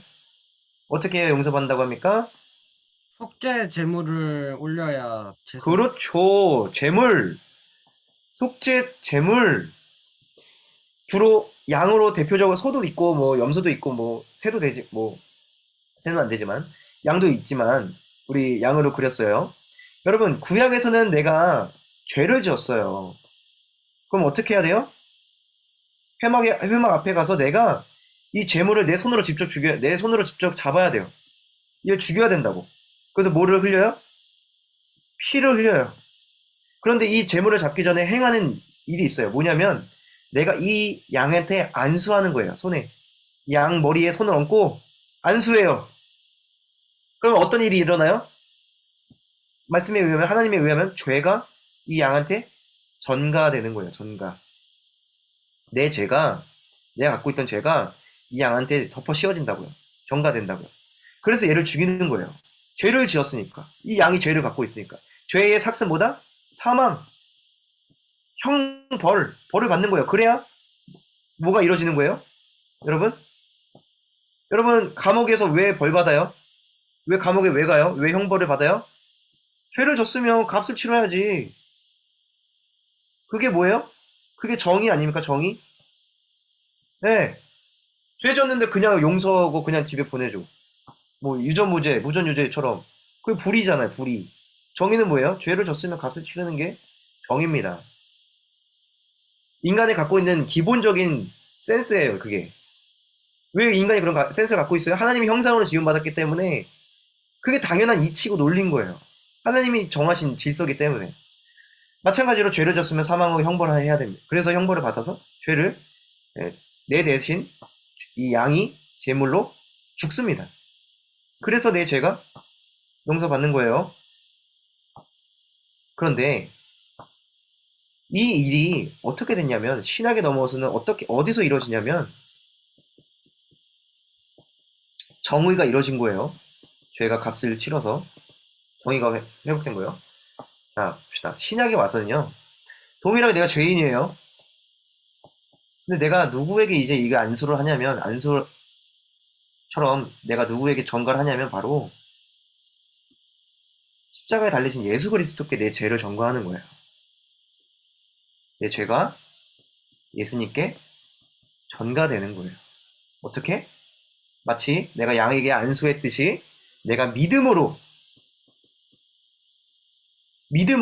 기능이 여기서 이제 발휘되는 거예요. 믿음으로 예수님께 내 죄가 전가되는 거예요. 예수님과 내가 붙는 거예요. 이해되시죠? 네, 내가 마치 양에게 손을 얹어서 양과 이렇게 일치가 돼서 내 죄가 전가됐듯이 내가 예수님과 일치가 돼서 내 죄가 예수님께 전가되는 거예요. 내가 어느 때? 믿을 때. 믿음을 가질 때. 근데 여기서 아주 중요한 것이 이거를 비교해 봐야 됩니다. 예수님과 양의 차이점이 있어요. 예수님과 양의 중요한 차이점은 뭐냐면 여러분 예수님이 십자가에 달린 것은 십자가에서는 두 가지 의미가 있어요. 동시에 있어요. 두 가지 의미가. 어떤 게 있냐면 첫 번째는 죄에 대한 벌이에요. 벌을 받는 거예요. 죄값을 치르는 거예요. 근데 또 한 가지가 있어요. 뭐냐면 율법 또는 하나님의 말씀, 하나님의 명령, 하나님의 명령에 대한 순종이에요. 겟세마네에서 예수님이 기도하죠. 이 잔을 내게서 지나가게 해주십시오. 너무 이 고통이 너무나 저한테 힘듭니다. 예수님 눈물로 기도합니다. 그러나 내 원대로 마저 아버지의 원대로 결국엔 예수님이 순종하시죠. 예수님의 십자가에는 두 가지 의미가 다 담겨 있는 거예요. 우리의 죄에 대한 형벌이고 그 죄의 값을 우리가 짊어지고 그 십자가에 달리는 것 자체가 하나님께서 아버지께서 명령하신 그래서 율법을 완전하게 이루는 그 율법에 대한 순종이 담겨 있는 거예요. 아버지 말씀에 대한 순종. 두 가지가 다 있습니다. 그래서 여러분 율법을 완전히 지킨 사람은 뭐예요? 율법을 안 지키면 뭐예요? 죄죠. 율법을 안 지키면 죄입니다. 근데 율법을 완전히 지키면 뭐예요? 죄가 아니라 의예요. 의. 죄의 반대는 의입니다. 우리는 율법을 어기고 하나님의 말씀을 어기니까 죄인인 거고 율법을 완전히 지키는 사람은 뭐예요? 의인인 거죠. 예수 그리스도께서 율법을 완성하심으로써 의를 이루어서 그 의를 누구에게 준다 이제? 우리에게 주는 거예요. 이 두 가지 일이 동시에 일어납니다. 죄가 전가돼서 예수님이 죄값을 치르시고요. 그 예수님께서 그 율법에 순종하신 그 의가 우리에게 오는 거예요. 양 때는, 양을 잡았을 때는 그 의가 없어요. 양한테는. 우리에게 줄 수 있는 의가 없어요. 양에게 의가 어디 있어요? 의가 없어요. 그러니까 맨날 양을 잡는 거야. 죄 지으면 또 양 잡고, 죄 지으면 또 양 잡고. 인간은, 죄는 두 가지 종류가 있어요. 범죄, 크라임이 있고요. 원죄, 신이 있어요.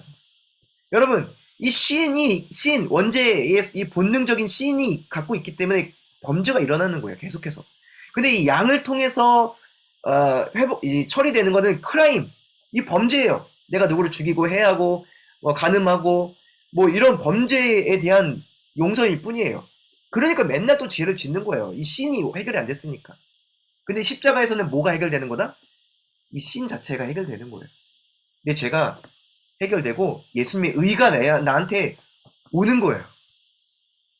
이해됐습니까? 그래서 이제 내 나의 본능이 심플 네이처가 이제는 뭐로 변한다? 성령으로 새로운 마음이 되는 거예요. 새로운 피조물이 되는 거예요. 그렇기 때문에 우리는 이제 예수 그리스도를 믿음으로 더 이상 두 번, 세 번 예수님을 죽이거나 뭐 제사를 지내는 게 없이 한 번에 모든 죄가 해결되고 변화되는 이제 이 구원의 능력이 우리에게 임해진 겁니다. 그래서 우리가 생명이 있는 거예요. 예수님 한 번 믿으면 그래서 생명을 얻는 거예요. 그래서 심판받지 않는 거예요. 그리고 우리는 의인이 됐고요. 예수님 통해서. 그래서 예수님처럼 부활하는 거예요. 예수님이 우리의 모델이고 표준이 되는 겁니다. 우리가 세례를 받는다라는 것은 예수님과 연합이라 그랬죠. 예수님이 이루신 모든 거에 우리가 동참하는 거예요. 내가 물에 잠기면서 내 죄가 씻음받고 물에서 올라오면서 예수님의 모든 의의를 내가 얻고 예수님처럼 되는 거예요. 그래서 내가 부활의 소망을 얻고 구원의 감격을 누리고 이제 내가 성령을 선물로 받으면서 성령 안에서 새로운 마음을 가지고 새로운 삶을 살 수 있는 가능성이 열린 거예요. 자, 넘어가 볼게요. 자, 우리 영접 기도 다 하셨죠? 네. 우리 간절한 마음으로 기도하세요. 이렇게 있지만 우리 새생명 교육을 다 했기 때문에 예수님을 내 마음에 영접하는 고백을 여러분이 다 드렸을 줄로 믿고 넘어가도록 하겠습니다. 자, 이제 거의 다 끝났어요.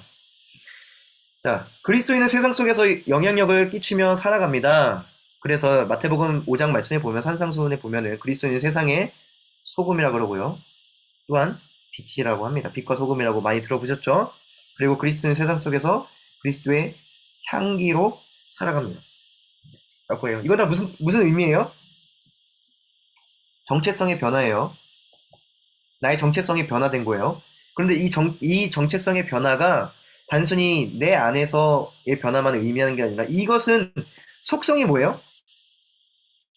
영향을 미치는 수밖에 없는 거예요. 영향을 미칠 수밖에 없어요. 타인에게 영향을 미치게 됩니다. 그러한 사람으로 변화가 된 거예요. 왜냐? 우리는 새로운 마음, 새로운 존재가 되었기 때문이에요. 네, 선생님이 이건 이따가 조금. 자, 그럼 넘어가 볼게요. 시간이 금방 갔네요. 자, 이제 하나님과의 교제 가운데 우리가 성장해 가야 합니다. 세례를 받고 나서 이후의 이야기를 이제 얘기하는 거예요. 세례를 여러분이 받게 되면 여러분 이제 그리스도인이 되고요. 참으로 그리스도인이 되는 거예요. 세례를 받음을 통해서 입교를 통해서 그리스도인으로서 교회의 정식 멤버가 되는 거예요. 그래서 우린 빛과 소금으로 또 향기로 살아가야 될 의무가 있다라고 하는 것입니다. 그래서 우리에게는 어떤 게 필요하냐면 우리는 계속해서 하나님과 교제하면서 성장해 나가야 하는데 세례는 시작이라 그랬죠. 끝이 아닙니다. 성장의 시작이에요. 세례는. 그래서 이제 성장이 필요하죠.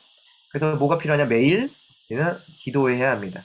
그리고 성경 말씀을 읽어야 돼요. 그래서 믿음을 키워야 되고요. 하나님께 순종하며 하나님께 모든 것을 맡기는 그런 우리의 삶이 필요합니다. 선생님이 이거에 해당되는 구절도 일단은 올려드리도록 할게요. 여러분이 참고하셔서 꼭 숙지하시고 저장해 놓으시고 이렇게 기록해 놓으실 수 있으면 좋겠습니다. 자, 확인하시고요. 여기서 전쌤이 이제 뭐 다 여러분 너무 잘 아는 내용일 거예요. 근데 전쌤이 중요한 얘기를 할게요. 무슨 얘기를 하냐면 여러분 하나님 나라에 대해서 우리가 알아야 돼요. 정말 중요한 거예요. 이것은 옆에 이제 매일 기도하고 성경 읽고 말씀 순종하고 하나님 의지하면서 사는 거 오케이. 이거 과정이에요. 과정. 우리가 이제 세례받고 그리스도인 살아가면서 해야 될 과정인데 우리가 목표를 알아야 되잖아요. 이런 걸 해야 될 목적이 뭐예요?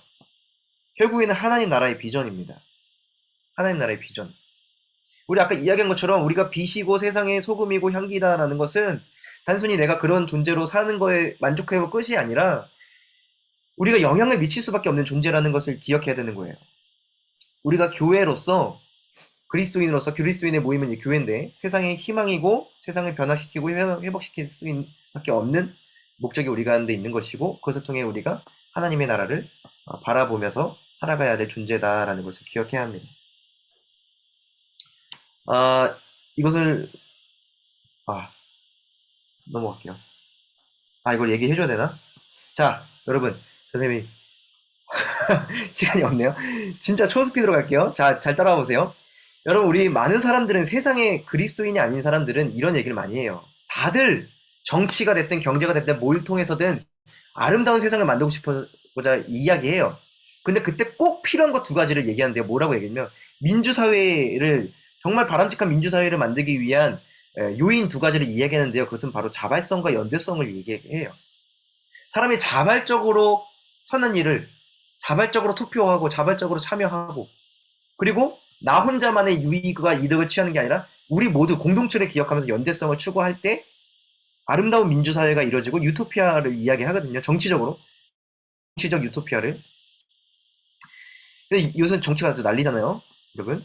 이게 안 될 수밖에 없는 이유가 있어요. 두 가지가 없기 때문에 그래요. 사람들은 자발성이 없어요. 왜? 내 이득만 취하거든요. 절대 스스로 남들이 돈 안 주면 스스로 일하는 사람 없어요. 그죠? 연대성 없습니다. 남과 절대 연대하지 않아요. 예, 손해보지 않아요. 내 것만 취하지. 그렇기 때문에 이 세상은 유토피아가 만들어질 수가 없어요. 그런데 여러분, 이 두 가지를 갖고 있는 존재가 있어요. 누구예요? 바로 그리스도인입니다. 남을 위해서 기꺼이 손해보고요. 나 자신이 아니라 타인을 위해 살아가는 사람. 나 중심이 아니라, 자기 중심이 아니라 남을 위해 살아가는 오직 그리스도인만이 가능합니다. 왜냐? 우리는 이제 예수 그리스도 안에서 빛과 소금이 되었기 때문이에요. 나를 위해 사는 사람이 아니라 타인을 위해서. 오직 그리스도인만이 가능합니다. 그래서 그리스도인은 의롭게 됐어요. 칭의를 얻었어요. 그러면 의롭다 칭해졌어요. 그럼 이제 성화, 거룩하게 살아가야 되는 삶이 우리에게 남아 있습니다. 그래서 우리는 이 땅 가운데 아무도 만들 수 없는, 사람들이 말은 많이 해요. 이렇게 하면 될 거라고. 그런데 안 되지. 인간의 본능 안에 이게 없단 말이에요. 자발성도 없고 연대성도 안 돼요. 절대 손해보지 않고 타인을 위해 살지 않아요. 그러나 누구만 가능해요? 의롭게 됐고 성화의 삶을 살아갈 수 있는 가능성이 주어진 그리스도인만이 가능한 거예요. 그래서 우리가 뭘 추구하며 살아가야 되냐? 이 땅 가운데 하나님 나라를 만들어 가야 되는 거예요. 결국 하나님이 만드시고자 하는 것도 그건 거예요. 하나님 나라.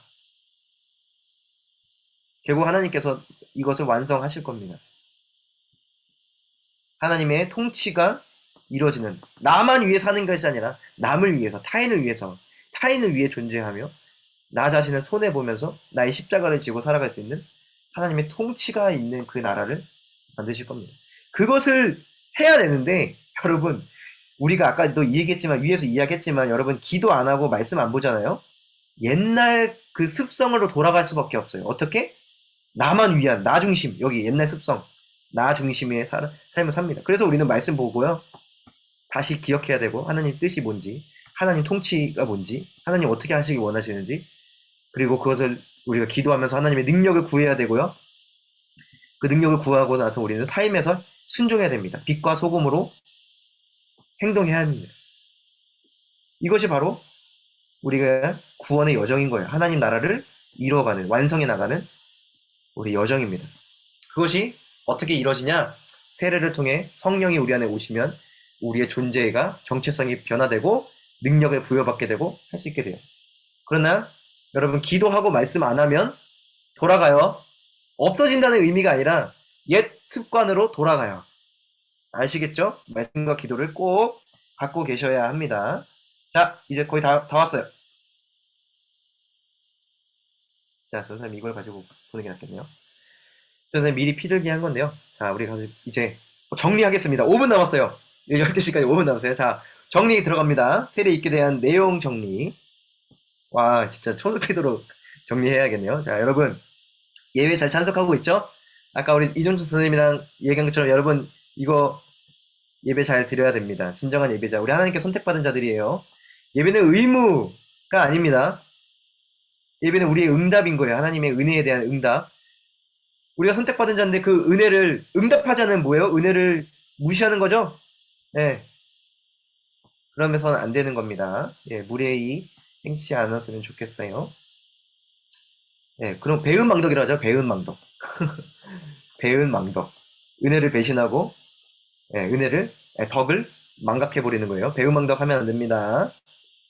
자, 교회란 무엇입니까? 교회는 하나님의 부르심을 받아 예수 그리스도로 구주로 믿게 된 사람들이 모인 공동체입니다. 그런데 내가 교회를 갖다 달라고 생각하지만 여러분 착각이에요. 하나님이 먼저 우리를 부르신 거예요. 하나님이 우리를 부르셨고요. 하나님이 우리를 교회로 모아주신 겁니다. 우리를 모으셨어요. 우리는 모여진 거예요. 하나님이 주체입니다. 그렇다면 그 교회 안에서 교회 주인이 누구십니까? 바로 머리 대신 예수 그리스도이십니다. 이거 매우 중요해요. 여러분 교회에 내가 몸된 교회에 속한다라는 것은 내가 보이는 교회, 우리 동안교회, 보이는 동안교회의 멤버십이 된다는 것과 또 함께 보이지 않는 교회, 보이지 않는 교회가 뭐예요? 시간과 모든 세대를 초월한 모세가 있고 아브라함이 있고 칼빈이 있고, 예, 우리 여러 훌륭한 믿음의 손양원 목사님이 계시고 모든 우리 성도들이 모여있는 보이지 않는 교회에 우리가 또한 멤버십으로 속하는 거예요. 그 안에서 우리가 하나로 연결되는 겁니다. 그렇기 때문에 당연히 세계의 모든 교회와 우리가 연결되는 거예요. 이 멤버십 가입은 엄청난 거예요.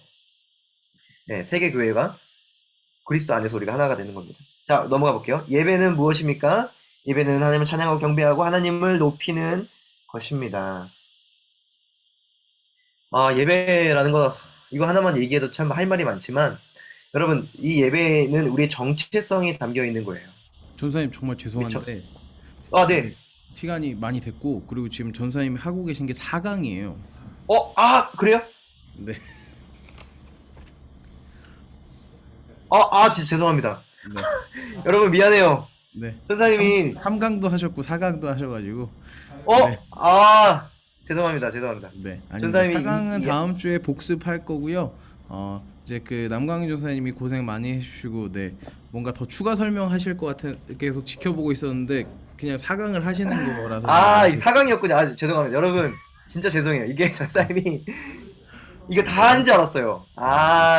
너무너무 네, 죄송합니다. 그럼 여러분들 그러면 남광희 전사님 기도하고 제가 광고하고 마치겠습니다. 네, 기도하겠습니다. 하나님 아버지 감사합니다. 오늘 세례 입교 첫 시간을 통해서 세례가 무엇인지 입교가 무엇인지 우리가 다시 한번 배우고 알 수 있게 해주심에 감사합니다. 그리고 그 세례를 받고자 하는 우리들이 이 시간 모였는데 하나님 세례의 의미가 무엇인지 기억하면서 우리가 정말 예수 그리스도와 하나 되고 연합되는 우리가 될 수 있도록 주님 우리의 마음이 주님 앞에 준비되게 하여 주시옵시고 참으로 우리의 뜻과 우리의 준비를 통하여 주님께서 주시는 은혜를 우리가 받는 것이 아니라 하나님께서 주시고자 하실 때 우리가 그것을 누리고 받을 수 있는 것인 줄로 믿습니다. 그 믿음 가운데 우리가 거하면서 하나님의 은혜를 충만히 누릴 수 있는 우리 친구들이 될 수 있도록 지금 우리 가운데 역사하여 주시옵소서. 앞으로 남은 2주간의 시간을 통하여 정말 우리가 주님 앞에 더욱더 준비되고 그리고 주님의 사랑을 더욱더 깊이 깨달아 하나님의 은혜가 무엇인지 우리가 깊이 알 수 있는 우리 모든 청소년 일부 친구들이 청소년 부 친구들이 될 수 있도록 역사하여 주시고 세례 입교를 잘 준비할 수 있게 인도하여 주시옵소서. 감사드리며 예수님 이름으로 기도드리옵나이다. 아멘. 네, 여러분들 저희 이제 단체 사진 하나만 찍고 마무리하겠습니다. 여러분들 그 단체 사진 찍게 얼굴 한 번씩만 보여주세요. 여러분, 얼굴 한 번씩만 보여주세요. 네, 공유하기 풀어주시고요. 네, 공유하기 풀어주시고요. 네네네. 네, 여러분들 이제 얼굴 한 번씩 보여주세요. 네.